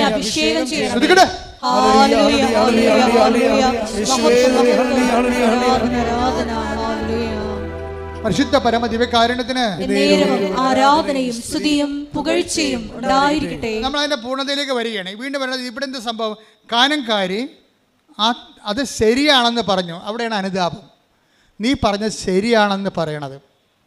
നമ്മുടെ ജീവിതമല്ല ശരി, കർത്താവിൻ്റെ വചനമാണ് ശരി. ഇനി കർത്താവിൻ്റെ വചനം അനുസരിച്ചുകൊണ്ട് ഞാൻ എൻ്റെ ജീവിതം പുനഃക്രമീകരിക്കുമെന്നാണ് കാനംകാരി പറഞ്ഞത്. അപ്പോൾ അവിടെ മകൾ സുഖം പ്രാപിച്ചു. അടയാളങ്ങൾ ദൈവം നൽകണത് ദൈവവചനം ശരിയാണെന്ന് നമ്മുടെ ജീവിതത്തിൽ വചനം നിറവേറ്റിക്കൊണ്ട് സാക്ഷ്യം പറയും. സാക്ഷ്യപ്പെടുത്തി ജീവിക്കുമ്പോഴാണ് ദൈവം അത് ശരിയായിട്ട് അംഗീകരിക്കണത്. ഇത് തന്നെയാണ് ശരിക്കും പറഞ്ഞാൽ ബദനിയായാലും മറിയം ചെയ്യണത്. ബദനിയായാലും മറിയത്തിന് ഒരു തെറ്റ് പറ്റി. എന്താ തെറ്റ് പറയുക? അവൾ കർത്താവിനെ മിസ്അണ്ടർസ്റ്റാൻഡ് ചെയ്ത് വചനം ചുമ്മാ കേട്ടോണ്ടിരിക്കണതാണ് കാര്യമെന്നാണ് അവൾ വിചാരിച്ചത്. വലിയ ആനക്കാര്യമായിരിക്കും വചനം വായിച്ചുകൊണ്ടിരിക്കണതും കേട്ടോണ്ടിരിക്കണതും. പക്ഷെ മാർത്ത അവളുടെ ചേർത്തി മാർത്തായിക്ക് വചനത്തെക്കുറിച്ച് വലിയ ഗ്രാഹ്യമൊന്നുമില്ല.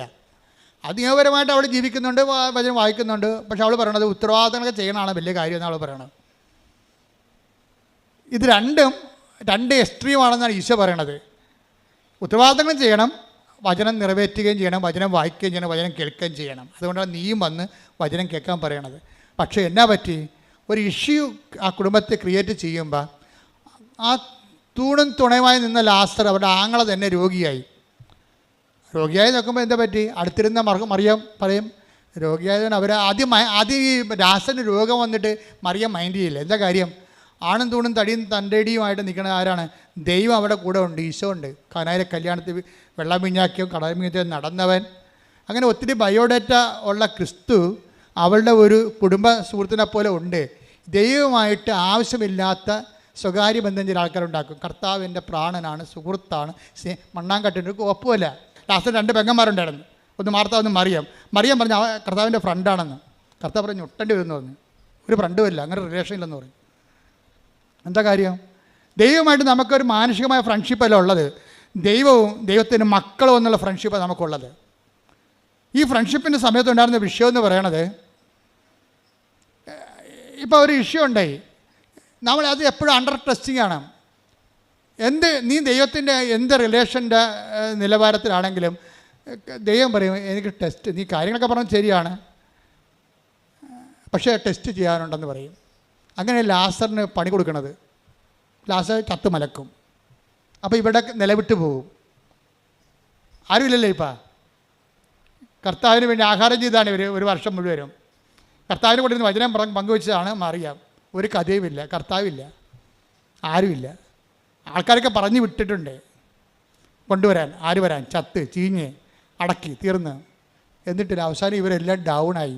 പ്രാർത്ഥിച്ചിട്ട് എന്ത് കാര്യം, കർത്താവ് വീട്ടിൽ വന്നെന്ന് പറഞ്ഞിട്ട് എന്ത് കാര്യം, ഇവിടെ ഇരുന്ന് സംസാരിച്ചെന്ന് പറഞ്ഞിട്ട് എന്ത് കാര്യം, നമുക്കൊരാവശ്യമില്ല ഉള്ളപ്പോൾ ആരുമില്ലല്ലോ. അതാ നമുക്കൊരാവശ്യമുള്ളപ്പോൾ ആരുമില്ലല്ലോ. അതായത് എപ്പോൾ ടെസ്റ്റിംഗ് ടൈം എപ്പോഴും നിൽക്കാൻ മനസ്സിലാക്കണം. കർത്താവുമായിട്ട് നിൽക്കുമ്പോൾ നമ്മൾ എന്ത് ജോലി ചെയ്തു, നമ്മൾ എന്ത് കർത്താവുമായിട്ട് ബന്ധമാണ്. ഇപ്പം ഞങ്ങളൊക്കെ ഫുൾ ടൈം കോൺസെൻട്രേറ്റഡ് ആണ്. ഞാൻ എൻ്റെ ജീവിതത്തിലാണെങ്കിൽ ഒരു ടൈം പോലും ഞാൻ നഷ്ടപ്പെടുത്തിയിട്ടില്ല. എൻ്റെ ജീവിതത്തിൻ്റെ ഏറ്റവും വലിയ വിജയമാണത്. കർത്താവിന് മുമ്പിൽ എനിക്ക് തന്നൊരു ദാനമാണ്. ഒരു ടൈം പോലും ഞാൻ വേസ്റ്റ് ചെയ്തിട്ടില്ല, വേസ്റ്റിന് വേണ്ടി ഉപയോഗിച്ചിട്ടില്ല.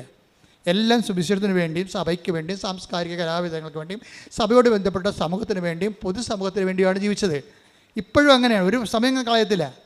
പക്ഷേ എനിക്ക് ഇത്രയും കൃത്യമായിട്ട് സുവിശേഷ വേലയായിട്ട് ജീവിച്ചിട്ടും എനിക്ക് എന്തെല്ലാം പ്രോബ്ലംസാണ് ഉള്ളത്. എനിക്ക് ന്യായമായി ദൈവം തരേണ്ട ഒരു കാര്യം തന്നിട്ടില്ല. ദൈവത്തിന് വേണ്ടി ഒത്തിരി കാര്യങ്ങൾ ദൈവം ചെയ്തിട്ടുണ്ട്, അതിനെന്നെ പങ്കെടുപ്പിച്ചിട്ടുണ്ട്. അത് ഞാൻ സന്തോഷമായി. ഇപ്പം നിങ്ങൾ ദൈവത്തിന് വേണ്ടി തന്ന കാര്യമാണ് ഉടമ്പടി, ദൈവത്തിന് വേണ്ടി തന്ന കാര്യമാണ് നിങ്ങൾ, അത് ഞാൻ നന്നായിട്ട് ചെയ്യുന്നുണ്ട്. പക്ഷേ ഇതുപോലും ആരോഗ്യത്തോടെ ചെയ്യാൻ വേണ്ടി ദൈവം അനുവദിച്ചിട്ടില്ല. എന്താ കാര്യം? ഒരു കൈ കർത്താവിനെ പിടിച്ചുകൊണ്ടേ നടക്കാൻ പറ്റത്തുള്ളൂ. അതെപ്പോഴും നമ്മൾ ശ്രദ്ധിക്കണം. എന്നോട് കാണിക്കാത്ത കാര്യം നിങ്ങളോട് കാണിക്കുമോ? എന്താ സംഭവിച്ചു കഴിഞ്ഞാൽ കാണിക്കാൻ പറ്റില്ലെന്നൊന്നും ഞാൻ പറയണില്ല. പക്ഷേ ഇതൊരു മനസ്സിലാക്കേണ്ട സത്യമാണ്. നമ്മൾ ദൈവത്തിൽ അടുക്കുമ്പോൾ ആൾക്കാർ ദൈവത്തിൽ അടുക്കണത് എന്താണ്? നമുക്ക് പ്രശ്നമൊന്നും ഉണ്ടാകരുത്, അത് വേണ്ടിയാണ് ദൈവത്തിൽ എടുക്കുന്നത്. നാളെ പിള്ളേർ പള്ളിക്കൂടത്തിൽ പോകുമ്പോൾ പട്ടി കടിക്കരുത്, അതിനാണ് കുടുംബപ്രാർത്ഥന നടത്തും. എന്നാൽ കുടുംബപ്രാർത്ഥന അല്ല വല്ല അബദ്ധം ഉണ്ടാകും, വല്ല അപകടം ഉണ്ടാകും. അപ്പോൾ ഈ പേടിച്ചിട്ടാണ് കുടുംബപ്രാർത്ഥന നടത്തുന്നത്, അല്ല ദൈവത്തെ സ്നേഹിച്ചിട്ടല്ല. പല അണ്ണന്മാരും പള്ളിയിൽ പോണതും പല അണ്ണന്മാരും കുടുംബപ്രാർത്ഥന നടത്തേണ്ട കാര്യം എന്താണ്? നമുക്ക് പണി കിട്ടല്ലേ കർത്താവേ, നമുക്ക് പണി തരുന്നത് കേട്ടോ, പണി തരാതിരിക്കാൻ വേണ്ടിയാണേ.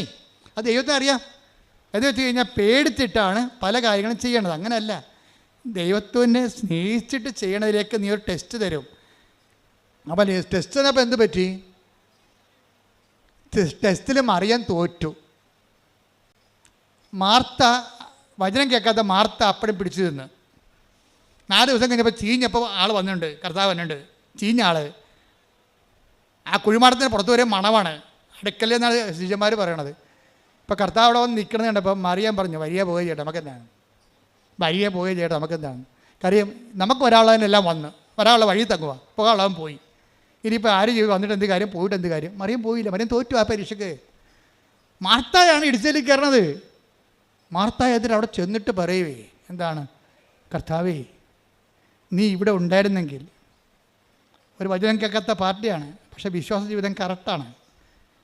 നീ ഇവിടെ ഉണ്ടായിരുന്നെങ്കിൽ എൻ്റെ സഹോദരൻ മരിക്കില്ല. പക്ഷേ നീ ദൈവത്തോട് ചോദിക്കണത് എന്തും ദൈവം നിനക്ക് നൽകുമെന്ന് ഇപ്പോഴും എനിക്കറിയാം. അതാണ് മാർത്തയുടെ വിശ്വാസം. വല്ലാത്ത വിശ്വാസമാണ്. കഴിഞ്ഞ ദിവസങ്ങളിൽ ജോമോളനോട് പറഞ്ഞ്, ഇവളെ പഠിപ്പിച്ച ആരോണ്ടൊക്കെ വിളിച്ച് പറഞ്ഞ്, ഗ്രീക്കിൽ എഴുതിയിരിക്കണത് കർത്താവേ നീ ലോകത്തിലേക്ക് വരുന്ന മിശിഹായാണെന്ന് ഞാൻ വിശ്വസിച്ചിരുന്നത്, പണ്ട് വിശ്വസിച്ചിരുന്നെന്നാണ്, ഇപ്പം വിശ്വസിക്കണില്ലെന്നാണ് പറഞ്ഞതെന്ന്. ഞാൻ പറഞ്ഞു, നീ ചെന്ന് ആ മരമണ്ടനോട് ചോദിക്കുക. എന്താ ചോദിക്കേണ്ടത്?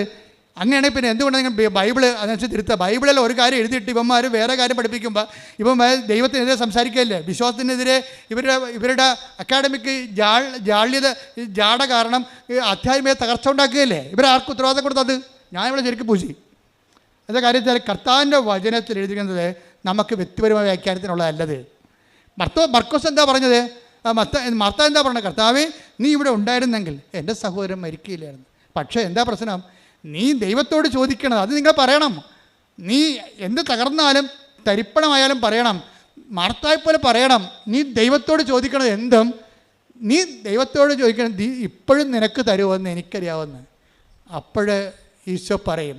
ഈ വിശ്വാസം ഈ ക്രൈസിസ് ടൈമിൽ എല്ലാം തീർന്ന് തല്ലിപ്പെറുക്കി വാടക വീട്ടിൽ നിന്ന് അവിടെ നമ്മളെ ചവിട്ടി ഇറക്കി നമുക്കെതിരെ കേസുമായി. അപ്പോഴും പറയും, കർത്താവേ നീ ദൈവത്തോട് ചോദിക്കണത് എന്തും ദൈവം നിനക്ക് തരുമെന്ന് ഇപ്പോഴും എനിക്കറിയാം എന്ന് നമ്മൾ പറയാം. 100,000 അനുഭവങ്ങൾ, ജനകോടികളും ജന്മാന്തരങ്ങളും അവരുടെ യേശുക്രിസ്തുവിനെ അവർ ജീവിക്കുമ്പോൾ അവരുടെ ജീവിതത്തിൽ മനുഷ്യന് മറക്കാനാവാത്ത, ഒരിക്കലും ദൈവത്തെ അംഗീകരിച്ച് കൊടുക്കാൻ പറ്റാത്ത പല ദുഃഖാനുഭവങ്ങൾ ഉണ്ടാകുമ്പോഴും മാർത്തായെപ്പോലെ ദൈവപൈതലിനെ പറയാൻ കഴിയണം. എന്താണ്? നീ എൻ്റെ അവസ്ഥ ഇതാണ്, ഞാൻ തകർന്ന് തരിപ്പണമായി, ഐ ആം റെഡ്യൂസ്ഡ് ഇൻടു 0 പക്ഷേ ദൈവത്തോട് നീ ചോദിക്കണത് എന്തും ഇപ്പോഴും നിനക്ക് തരുമെന്ന് എനിക്കറിയാം. അതാണ് വിശ്വാസം. അപ്പോഴും സംസാരിക്കും കർത്താവ്. എന്താണ്? നിൻ്റെ സഹോദരൻ ഉയർത്തെഴുന്നേൽക്കും. യെസ്.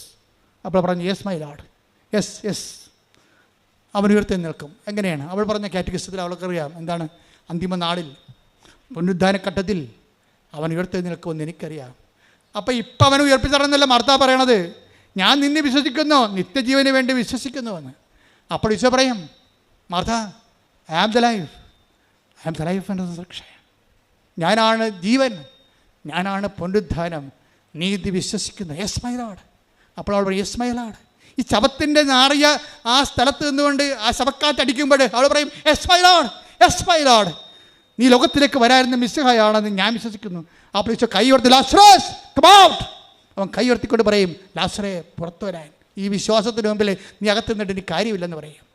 നിന്നെ പുറത്തു കൊണ്ടുവരാൻ കഴിയുമെന്ന് അവൾ വിശ്വസിക്കുന്നു, ഇപ്പോഴും അവൾ വിശ്വസിക്കുന്നു. അതുകൊണ്ട് നീ പുറത്ത് വരണം. ദൈവവേദനേ, നീ തകർന്ന് തരിപ്പണമായാലും പരാജയത്തിൻ്റെ ഹവമാനത്തിൽ നീ അടക്കപ്പെട്ടിട്ട് നിന്നെ ചീഞ്ഞ മണം പുറത്ത് വന്നാലും അപ്പോഴും നീ യേശു കർത്താവാണെന്ന് വിശ്വസിച്ചാൽ നിന്നെ കർത്താവ് മൃതത്തിൽ നിന്ന് ജീവനിലേക്ക് കൊണ്ടുവരും. കൈയടിച്ച് ലാസർ ഉയർപ്പിക്കപ്പെട്ടൊരു അടയാളം കണ്ടപ്പോഴേ തകർന്നു പോയത് മറിയമാണ്. മറിയം കണ്ണുനീരോടെ ഇരിക്കുക. കാര്യം അവളെ വിളിച്ചിട്ട് വന്നില്ലല്ലോ. ഈ മഹാത്ഭുതം കാണാൻ വേണ്ടി കർത്താവ് ആളെ വിട്ട് അവളെ വിളിച്ചതാണ്. വന്നില്ല അവൾ. കർത്താവിനറിയാം ഈ രോഗം മരണകാരണമല്ല, മറിച്ച് കർത്താവിൻ്റെ ദൈവത്തിൻ്റെ മഹത്വം പ്രകടമാകാനാണ്. ആ വചനം കേട്ട വഷളിനെ കർത്താവ് ആളേച്ച് വിളിപ്പിച്ചാണ്. അവൾ വന്നില്ല. അപ്പോൾ അവൾ എന്ത് കഠിനമുള്ള സംഭവമാണത്. പക്ഷെ ആ പാവപ്പെട്ട വചനം കേൾക്കാത്ത മാർത്ത വന്ന് കുറച്ച് കഴിഞ്ഞപ്പോൾ കർത്താവ് അവളെ വിളിപ്പിച്ചിട്ടാണ് അവളോട് ഇത് സംസാരിച്ചു. എന്നിട്ടാണ് കർത്താവ് ഉയർപ്പിച്ചത്. പക്ഷെ അതല്ല എൻ്റെ വിഷയം. അതിനുശേഷം ഒരാഴ്ച കഴിഞ്ഞപ്പോഴേ അവളും കണ്ടില്ലേ കർത്താവ്, അവളും പറഞ്ഞത് തന്നെയാണ്, നീ ഉണ്ടായിരുന്നെങ്കിൽ ഇങ്ങനെ സംഭവിക്കത്തില്ല. എല്ലാവരുടെയും പ്രശ്നം അതാണല്ല, നീ ഉണ്ടായിരുന്നെങ്കിൽ ഇങ്ങനെ സംഭവിക്കത്തില്ലെന്ന്. നീ ഉണ്ടായിരുന്നില്ല, അങ്ങനെ സംഭവിച്ചു. എന്നാലും സുവിശേഷം നിൻ്റെ വീണ്ടെടുപ്പിന് ഒരു വാതിൽ തുറന്നിടുന്നുണ്ട്. അതാ സംഭവം. നീ ഉണ്ടായിരുന്നെങ്കിൽ ഇങ്ങനെ സംഭവിക്കത്തില്ലായിരുന്നു. ശരി, സംഭവിച്ചു. നീ ഇല്ലായിരുന്നു, അങ്ങനെ സംഭവിച്ചു എന്ന് പറഞ്ഞുകൊണ്ട് അത് അവസാന വാക്കല്ല. നിൻ്റെ വീണ്ടെടുപ്പിന് ദൈവം ഒരു വാതിൽ തുറന്നിട്ടുണ്ട്. I am the door. അതാണ് കർത്താവ് പറഞ്ഞു, ഞാനാണ് വാതിലെന്ന്. കൈയടിക്കട്ടെ, ശ്രദ്ധിക്കട്ടെ. Hallelujah, hallelujah, hallelujah, hallelujah, hallelujah, hallelujah.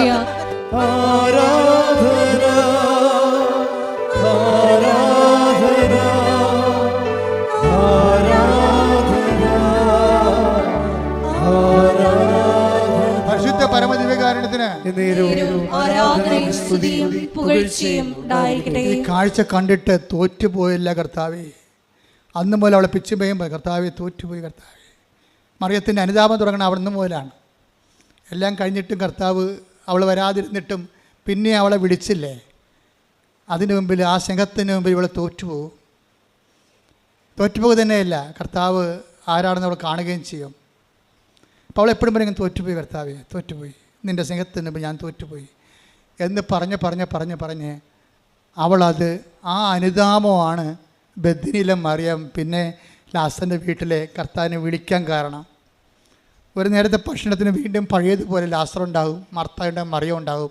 യേശുവിനെ വിളിക്കുമ്പോൾ അന്ന് വരെ ചെയ്യാത്തൊരു കാര്യം മറിയം ചെയ്യും. എന്താണ് ചെയ്യണത്? തോറ്റുപോയി കർത്താവേ, നിൻ്റെ സ്നേഹത്തിന് മുമ്പിൽ തോറ്റുപോയെന്ന് പറയാൻ വേണ്ടി ഒരു കുപ്പി നാർദിൻ സുഗന്ധം എടുത്തിട്ട് അവൻ്റെ കാലെ പൂശിക്കൊണ്ടിരിക്കും. അത് അവളുടെ അനുതാപമാണത്.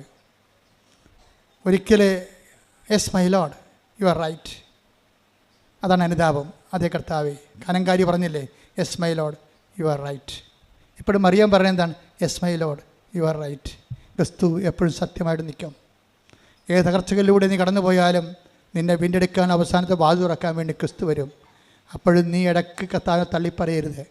കാര്യം അനുതാപം എന്ന് പറയണത് നിരന്തരമായ ക്രിസ്തുവിനെ എല്ലാ സാഹചര്യങ്ങളിലും അംഗീകരിച്ചുകൊണ്ട് ക്രിസ്തുവിൻ്റെ കൂടെ നിത്യതയ്ക്കുള്ള യാത്രയാണ്. ഇത് കണ്ടപ്പോൾ വാട്ട് വേസ്റ്റ് അയാൾ കിടന്ന് കാറി. ആരെയാണ്? യൂദാസ്. എന്താ വാട്ട് വേസ്റ്റ്? എന്ത് ഇത്? 300 ദനാറയില്ലേ, ഒരു വർഷത്തെ മുഴുവൻ കൂലിയാണ്. ഇത് പാപസംഘങ്ങൾക്ക് വീട് വെച്ച് കൊടുക്കാൻ പാടില്ല ഞാൻ ചോദിക്കും. അങ്ങനെ ചോദിക്കണവരില്ലേ? ബൈബിൾ പഠിക്കുന്നവർ ധ്യാനകേന്ദ്രങ്ങൾക്ക് പകരം വീട് വെച്ച് കൊടുക്കാൻ പറയുന്ന ആൾക്കാരില്ലേ? എല്ലാ കാലത്തും ഉണ്ടാവും. പെണ്ണുങ്ങളെ കെട്ടിക്കാൻ പാടില്ലെന്ന് പറഞ്ഞിരിക്കുന്ന ആൾക്കാരുണ്ടാവും. യുവദാസന്മാർ എല്ലാ കാലത്തും ഉണ്ടാവും. പക്ഷേ അതിന് പകരം നമുക്ക് വീട് വെച്ച് കൊടുക്കാം, മക്കളെ കെട്ടിച്ച് കൊടുക്കാം, പക്ഷേ അത് സുവിശേഷത്തിന് പകരമാകത്തില്ല. അപ്പോൾ അത് സുവിശേഷത്തിന് പകരമാകാത്ത കാരണം യുവദാസിനോട് ഈശോ അഡ്രസ്സ് ചെയ്യും. അവനോട് അഡ്രസ്സ് ചെയ്യേണ്ട ഒരു കാര്യമില്ല, ഞാനാണ് അഡ്രസ്സ് ചെയ്യത്തില്ല, അവനോട് മിണ്ടാതിരിക്കുകയുള്ളൂ. നമുക്ക് എന്തിനാണ് ഈ പറഞ്ഞോട് സംസാരിക്കേണ്ട ആവശ്യം? Why you should waste my time.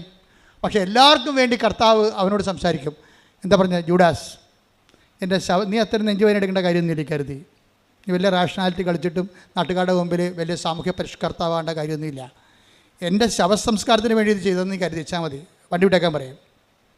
എൻ്റെ ശവസംസ്കാരത്തിന് വേണ്ടി. പക്ഷേ നീ ഒരു കാര്യം മനസ്സിലാക്കണം. എന്താ കാര്യം? നീ അതിനെ മനസ്സിലാക്കേണ്ട കാലങ്ങളാണ് നിനക്ക് വരാൻ പോണത്. എൻ്റെ സുവിശേഷം എവിടെയെങ്കിലും പറയും കേട്ടോ. ഇത് എവിടെ ഗോഡ്? മത്തായി 26:13 സത്യമായി ഞാൻ നിങ്ങളോട് പറയുന്നു, സത്യമായി ഞാൻ നിങ്ങളോട് പറയുന്നു, ലോകത്തിൽ എവിടെയെല്ലാം ഈ സുവിശേഷം പ്രസംഗിക്കപ്പെടുമോ അവിടെയെല്ലാം ഇവൾ ചെയ്ത കാര്യവും ഇവളുടെ സ്മരണയ്ക്കായി പ്രസ്താവിക്കപ്പെടും. അപ്പൊ ഇത് നാർദിൻ സുഗന്ധതൈലം കെട്ട് വിറ്റ് പെണ്ണ് കെട്ടിക്കണതും പെണ്ണുങ്ങളെ കെട്ടിക്കണ, മക്കളെ കെട്ടിക്കണതും, ജോലി വാങ്ങിച്ചു കൊടുക്കണതും വീട് വെച്ച് കൊടുക്കണതും ഒക്കെ അല്ല പ്രശ്നം. അത് സെക്കൻഡറി ആയിട്ട് ഇതിൻ്റെ ഫലങ്ങളായിട്ട് വരണതാണ്. ആദ്യം വേണ്ടത് എന്താണ്? സുവിശേഷം പ്രചരിക്കപ്പെടണം. ഏറ്റവും വലിയ കാരുണ്യം എന്ന് പറഞ്ഞാൽ, കാരുണ്യപ്രവൃത്തി എന്ന് പറഞ്ഞാൽ എന്താണെന്നറിയാവോ? സുവിശേഷം കൈമാറ്റം ചെയ്യപ്പെടുന്ന ഏറ്റവും വലിയ കാരുണ്യപ്രവൃത്തി. കരുണയുടെ വർഷത്തിൽ കർത്താവ് എനിക്ക് തന്ന വെളിപാട് ഞാൻ അന്നത്തെ സുവിശേഷത്തിൽ പറഞ്ഞിട്ടുണ്ട്. കാരുണ്യപ്രവൃത്തി എന്ന് പറയണത് കർത്താവിനെ അറിയാത്തവരെ അറിയിക്കുന്നതും അറിഞ്ഞവരെ ആഴപ്പെടുന്നതുമാണ്. അതുകൊണ്ട് ഈ സുവിശേഷം ലോകം മുഴുവൻ പ്രഘോഷിക്കപ്പെടുമ്പോഴും നിൻ്റെ പേര് പറയും, വേറെ രീതിയിലാണ് പറയണത്, പക്ഷേ ഇവളുടെ പേര് പറയും. അത് പ്രഘോഷിക്കപ്പെടുന്നതിൻ്റെ ഭാഗമായിരിക്കും. സുവിശേഷ പ്രഘോഷത്തിൻ്റെ ഭാഗമായിട്ടായിരിക്കും ഇവളുടെ അനുതാപം ഇനി പ്രഘോഷിക്കപ്പെടാൻ പോകുന്നതെന്ന് പറയും.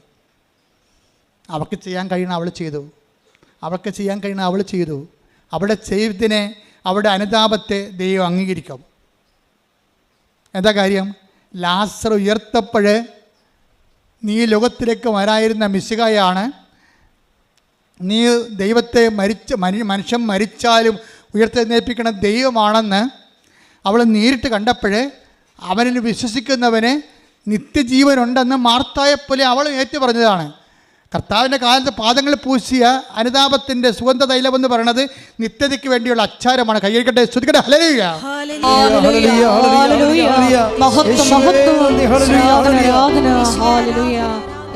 പക്ഷേ നരകത്തിന് വേണ്ടിയുള്ള അച്ചാരം മേടിച്ചൊരു മനുഷ്യനാണ് ഇയാള്. നരകത്തിന് വേണ്ടിയുള്ള അച്ചാരം, ഇവിടെ നിത്യതയ്ക്ക് വേണ്ടിയുള്ള അച്ചാരം വിട്ട്, പക്ഷെ അവൾ ചെയ്യാനുള്ള ചെയ്തോളാൻ പറഞ്ഞു, ചെയ്യട്ടെന്ന് പറഞ്ഞു. പക്ഷേ നിത്യതയുടെ കൂതാശ സ്ഥാപിക്കുമ്പോൾ ആദ്യം ഒരു സാധാരണ അപ്പം എടുത്തിട്ട് യുവദാസൻ കർത്താവ് പറയും. അപ്പോഴും പറഞ്ഞ വാക്ക് ഇത് തന്നെയാണ്. എന്താണ്? പണ്ട് മറിയത്തിന് വേണ്ടി പറഞ്ഞ വാക്ക് തന്നെയാണ്, നീ ചെയ്യാനുള്ളത് നീയും ചെയ്യുക, അവൾ ചെയ്യാനുള്ളത് അവൾ ചെയ്ത്. അത് നിത്യതയ്ക്ക് വേണ്ടി ഓഹരിയാകും. ലോകത്ത് എവിടെ സുവിശേഷം പ്രസംഗിച്ചാലും അവൾ പറയുന്ന ചെയ്യുന്ന കാര്യം, ഇനി നീ ചെയ്യാനുള്ളത് നീയും ചെയ്യുക എന്ന് പറയും. എന്താ അവൾ ചെയ്യാൻ പോണത്?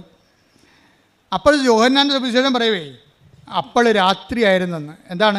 അപ്പക്കഷ്ണം സ്വീകരിച്ച ഉടനെ അവനിൽ പിശാച് പ്രവേശിച്ചു. അപ്പം സംഭവിച്ചു? അപ്പോൾ രാത്രിയായിരുന്നു. യോഹന്നാൻ 13:30. ആ അപ്പക്കഷ്ണം സ്വീകരിച്ച ഉടനെ അവൻ പുറത്തുപോയി, അപ്പോൾ രാത്രിയായിരുന്നു. അവൻ കുർബാന സ്വീകരിച്ചില്ല, അവന് കുർബാന കൊടുത്തില്ല. കുർബാന നിത്യജീവൻ്റെ അപ്പമാണ്. അത് കൊടുക്കാനുള്ള അർഹത, സ്വീകരിക്കാനുള്ള അർഹത അവനില്ല. അതൊക്കെ സാധാരണ അപ്പം പൊക്കി കൊടുത്തിട്ട് പറഞ്ഞിട്ട് നീ ചെയ്യാനുള്ള എന്താണെന്ന് കർത്താവിന് അറിയാം. എന്താ ചെയ്യാൻ പോണത്? അത് ഒറ്റ കൊടുക്കാതിരിക്കുന്ന ആളാണ്, തീരുമാനം എടുക്കാതിരിക്കുന്ന ആളാണ്. തെറ്റായ തീരുമാനം, തെറ്റായ ജീവിതം. ഞാൻ എന്ത് ഉടമ്പടി എടുത്താലും ഇങ്ങനെ തന്നെ പോകും. അപ്പം തന്നെ നീ യൂദാസായില്ലേ? ദൈവത്തിനെ വഞ്ചിക്കാൻ വേണ്ടി വന്ന് കുത്തിയിരിക്കണ പോലെ ആയില്ലേ? ഞാൻ എന്ത് ഉടമ്പടി എടുത്താലും ഇങ്ങനെ തന്നെ പോകത്തുള്ളൂ. ചിലപ്പോൾ നീ ഭർത്താവിനോട് പറയും, ചില ഭാര്യയോട് പറയും, എന്ത് ഉടമ്പടി എടുത്താൽ ഞാൻ ഇങ്ങനെ പോകത്തുള്ളൂ എന്ന് പറയും. അതിൻ്റെ അർത്ഥം എന്താ? ഇവൻ ഏത് കുർബാനയ്ക്ക് കൂടിയാലും ഇവൻ്റെ തീരുമാനം ഇവൻ മാറ്റത്തില്ല. അത് കർത്താവിനറിയാം. അതുകൊണ്ട് ഇവനൊക്കെ ഏറ്റവും അടിക്കും കുർബാനയെന്ന്. കുർബാന കർത്താവ് വാഴ്ത്തുന്നതിന് മുമ്പാണ് എല്ലാവരും ധരിച്ചിരിക്കണത് ഇവൻ കുർബാന സ്വീകരിച്ചെന്ന്. അവൻ കുർബാന സ്വീകരിച്ചിട്ടില്ല, കുർബാന പങ്കാളിത്തമില്ല. നേരത്തെ പറഞ്ഞു, കാല് കഴുകിയപ്പോൾ പറഞ്ഞു, ഞാൻ നിന്നെ കഴുകുന്നില്ലെങ്കിൽ, എൻ്റെ വചനം പറഞ്ഞ് നീ ശുദ്ധീകരിക്കുന്നില്ലെങ്കിൽ നിനക്ക് എൻ്റെ അവിടെ പങ്കുണ്ടാകത്തില്ലെന്ന് പറഞ്ഞു. ആ പങ്കില്ലെന്ന് പറഞ്ഞ് എടുത്ത് കൊടുക്കുകയാണ്. അവൻ അപ്പം തന്നെ പോയി. വചനം എന്താ പറയണത്? യോഹന്നാൻ പറയും, there was night. Then there was night. അപ്പോൾ രാത്രിയായിരുന്നു. രാത്രി നടക്കണം എന്താണ്? അവൻ വീഴുമെന്ന് ഉറപ്പല്ലേ? യുവാസ് ഇറങ്ങിപ്പോകുമ്പോൾ രാത്രിയാണെന്ന് പറയും. എന്തിനാ രാത്രിയാണെന്ന് പറയണത്? അവൻ വീഴാൻ പോണെന്നതിൻ്റെ അർത്ഥം. യോഹന്നാൻ 11:10 എടുത്ത്. യോഹന്നാൻ 11:10. രാത്രി നടക്കുന്നവൻ തട്ടി വീഴുന്നു. അപ്പൊ 13:30 എന്താ ഇരിക്കണത്? യൂദാസ് പുറത്തോട്ട് ഇറങ്ങിയപ്പോൾ പറയാണ് അപ്പോൾ രാത്രിയായിരുന്നെന്ന്. അതിന് മുമ്പ് തന്നെ ഈശോ പറഞ്ഞ് ഇനി രാത്രി വരാൻ പോകുന്നുണ്ട്, ഒരാൾ രാത്രിയിലോട്ട് ഇറങ്ങി പോകാൻ പോകുന്നുണ്ട്, യവൻ വീഴാൻ പോകണമെന്നാണ്. അതാണ് ഈശോ നേരത്തെ പറഞ്ഞു. 11:10 പറയുന്നുണ്ട് രാത്രി നടക്കുന്ന. ഓർക്കുക, ക്രിസ്തുവിനെ കൂടാതെ നീ നടക്കാൻ തീരുമാനിച്ച രാത്രി നടക്കുന്നവനാണ്. ഇന്നലെ നാളെ വീഴും. ഒരുപക്ഷെ നീ ഇവിടെ വിവരമുള്ളവനാകാം, ഒരുപക്ഷെ നീ അവാർഡ് വാങ്ങിക്കാം, ഒരുപക്ഷെ നീ പണം ഉള്ളവനാകാം. പക്ഷേ നിൻ്റെ നിത്യത രാത്രിയിലാണ്. രാത്രിയിലെ ആ നിത്യതയ്ക്കുള്ള വഴികളിലെ ഇന്നലെ നാളെ നീ തട്ടി വീണിരിക്കും. ദാറ്റ് മീൻസ് നിനക്ക് ഷെയർ ഇല്ലെന്നർത്ഥം. കർത്താവിൻ്റെ ഓഹരിയിലെ ഓർമ്മിച്ച് വേണം കർത്താവിൽ ഇവിടെ നിൽക്കാനും നടക്കാനും. ദൈവം നിങ്ങളെ അനുഗ്രഹിക്കട്ടെ. നിത്യമായ അനുതാപമാണ് ഉടമ്പടിയുടെ സമർത്ഥമായ ആധ്യാത്മികത.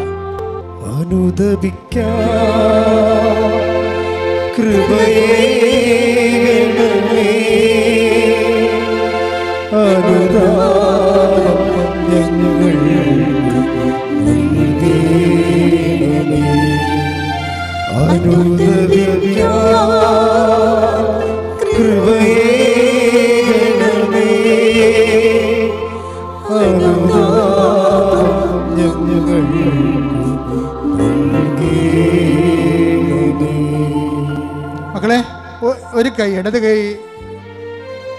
ഇടത് നെഞ്ചിലും വലത് കൈ ഹൃദയ ശിരസിലും വെച്ചുകൊണ്ട് ഇവിടെ തീർത്ഥാടനത്തിലുള്ളവരും ഓൺലൈനിലുള്ളവരും പ്രാർത്ഥിക്കുക. അച്ഛൻ പ്രാർത്ഥിക്കുമ്പോൾ നിങ്ങളുടെ രോഗങ്ങളും നിങ്ങളുടെ ജീവിതാവസ്ഥകളുടെ മേലും ദൈവികമായ ശക്തി ആവശ്യിക്കുന്ന സമയമാണ്. സ്തുതിക്കട്ടെ, ഹല്ലേലൂയ. എൻ്റെ കർത്താവിൻ്റെ ഉന്നതമായ നാമത്തിൽ കർത്താവേ, നിന്റെ വിശുദ്ധ പൗരോഹിത്യത്തെ മഹത്വപ്പെടുത്തണമേ. കർത്താവേ, സഭയിലുള്ള സാന്നിധ്യം പ്രകടമാക്കണമേ. സ്തുതിക്കട്ടെ മക്കളെ, സ്തുതിക്കട്ടെ, ഹല്ലേലൂയ. കർത്താവേ, നിന്റെ തിരുമുറിവാടുന്ന വലതുകരം, ആണിപ്രതാടുന്ന അത്ഭുതകരം ഓരോ മകൻ്റെ മേലും വെക്കണമേ. ഉച്ച മുതൽ ഉള്ളംകാല് വരെ കർത്താവിൻ്റെ രക്തം പടരട്ടെ. ഉച്ച മുതൽ ഉള്ളംകാല് വരെ കർത്താവിൻ്റെ രക്തം പടരട്ടെ. എല്ലാ കൊശങ്ങളിലും പെശുകളിലും കർത്താവിൻ്റെ രക്തം പടരട്ടെ. ദൈവത്തിന്റെ കരുണ ചൊരിയട്ടെ. സ്തുതിക്കട്ടെ, ഹല്ലേലൂയ. Hallelujah, hallelujah, hallelujah. മഹത്വം, മഹത്വം, ആരാധന, ആരാധന, ഹല്ലേലൂയ. യേശുവേ നന്ദി, യേശുവേ ആരാധന, ഹല്ലേലൂയ, ഹല്ലേലൂയ, ഹല്ലേലൂയ. കർത്താവേ, നിന്റെ ഉന്നതമായ നാമത്തിന് സ്വസ്ഥം. ശ്രുതിയുടെ മക്കളെ, ശ്രുതിയുടെ മക്കളെ, ഹല്ലേലൂയ ഹല്ലേലൂയ കർത്താവേ, നിന്റെ ഉന്നതമായ നാമത്തിന് സ്വസ്ഥം ചെയ്യുന്നു. കർത്താവേ, നിന്റെ തിരുമുറുപാടുന്ന വലതുകരം മകൻ്റെ ശിരസിൽ വെക്കണമേ, മക്കളുടെ ശിരസിൽ വെക്കണമേ. സന്ധ്യബന്ധങ്ങളിലെ കർത്താവിൻ്റെ രക്തം നിറയട്ടെ. അച്ഛൻ ഓരോ പ്രാർത്ഥനകൾ പ്രാർത്ഥിക്കുമ്പോഴും കർത്താവിൻ്റെ രക്തം നിറയട്ടെ എന്ന് ഉച്ചത്തിൽ പറയണം. നിങ്ങളുടെ സന്ധിബന്ധങ്ങളിലെ മാംസപേശികളിലെ രക്തഞരമ്പുകളിലെ ആന്തരിക അവയവങ്ങളിലെ ഉച്ച മുതൽ ഉള്ളങ്കാല് വരെ മാരക രോഗങ്ങളിലെ തീരാവേദികളിലെ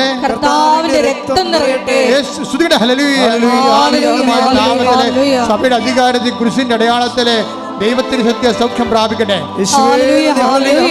എൻ്റെ മക്കളെ, ജോലിയില്ലാത്തവര്, വീടില്ലാത്തവര്, വഴിയില്ലാത്തവര്, ജപ്തി നടപടി നേരിടുന്നവർ, മക്കളില്ലാത്തവർ, വിവാഹം ഒത്തുവരാത്തവർ, സാമ്പത്തികമായ വിഷമതകൾ അനുഭവിക്കുന്നവർ, മാനസിക രോഗങ്ങൾ അനുഭവിക്കുന്നവർ, അതുപോലെ തന്നെ വിവാഹം ഒത്തുവരാത്തവർ, ഡൈവേഴ്സിന് വേണ്ടി കേസ് കൊടുത്തിരിക്കുന്നവർ, വീണ്ടും ഒരുമിച്ച് താമസിക്കണമെന്ന് ആഗ്രഹിക്കുന്നവർ, വിസയ്ക്ക് പണം കൊടുത്തവർ, പോകാൻ പറ്റാത്തവർ, തിരിച്ചു വരാൻ പറ്റാത്തവർ, ജയിലിലാകപ്പെട്ടവർ, അങ്ങനെ എല്ലാ മേഖലയുള്ളവർ അത് വിടുതലിന് വേണ്ടി ശ്രദ്ധിക്കട്ടെ.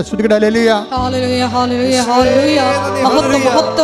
ആരാധന ആരാധന ഹല്ലേലൂയ യേശുവേ നന്ദി യേശുവേ ആരാധന ഹല്ലേലൂയ. എല്ലാവരും മുട്ട നിൽക്കുക. മൗനമായി പ്രാർത്ഥിക്കേണ്ട സമയമാണ്. വ്യക്തിപരമായ ആവശ്യങ്ങൾക്ക് വേണ്ടി മൗനമായി പ്രാർത്ഥിക്കട്ടെ.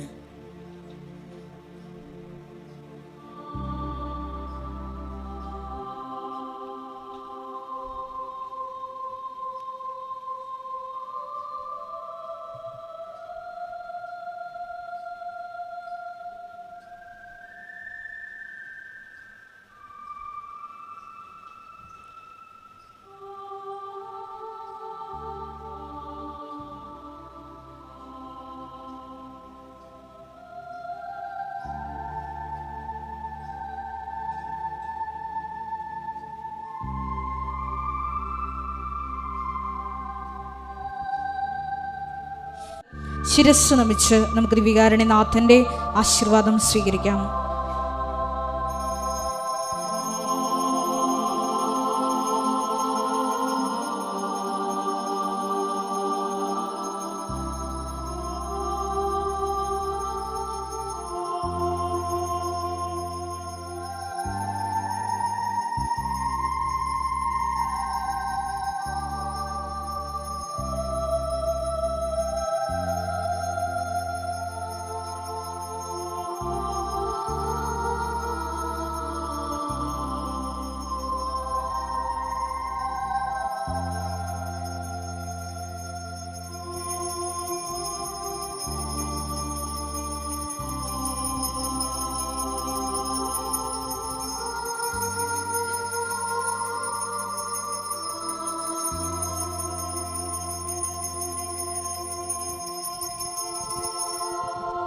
പരിശുദ്ധ പരമ ദിവ്യകാരുണ്യമേ, ഇന്നുമെന്നും അങ്ങേയ്ക്കാരാധന. പരിശുദ്ധ പരമ ദിവ്യകാരുണ്യമേ, ഇന്നുമെന്നും അങ്ങേയ്ക്കാരാധന. പരിശുദ്ധ പരമ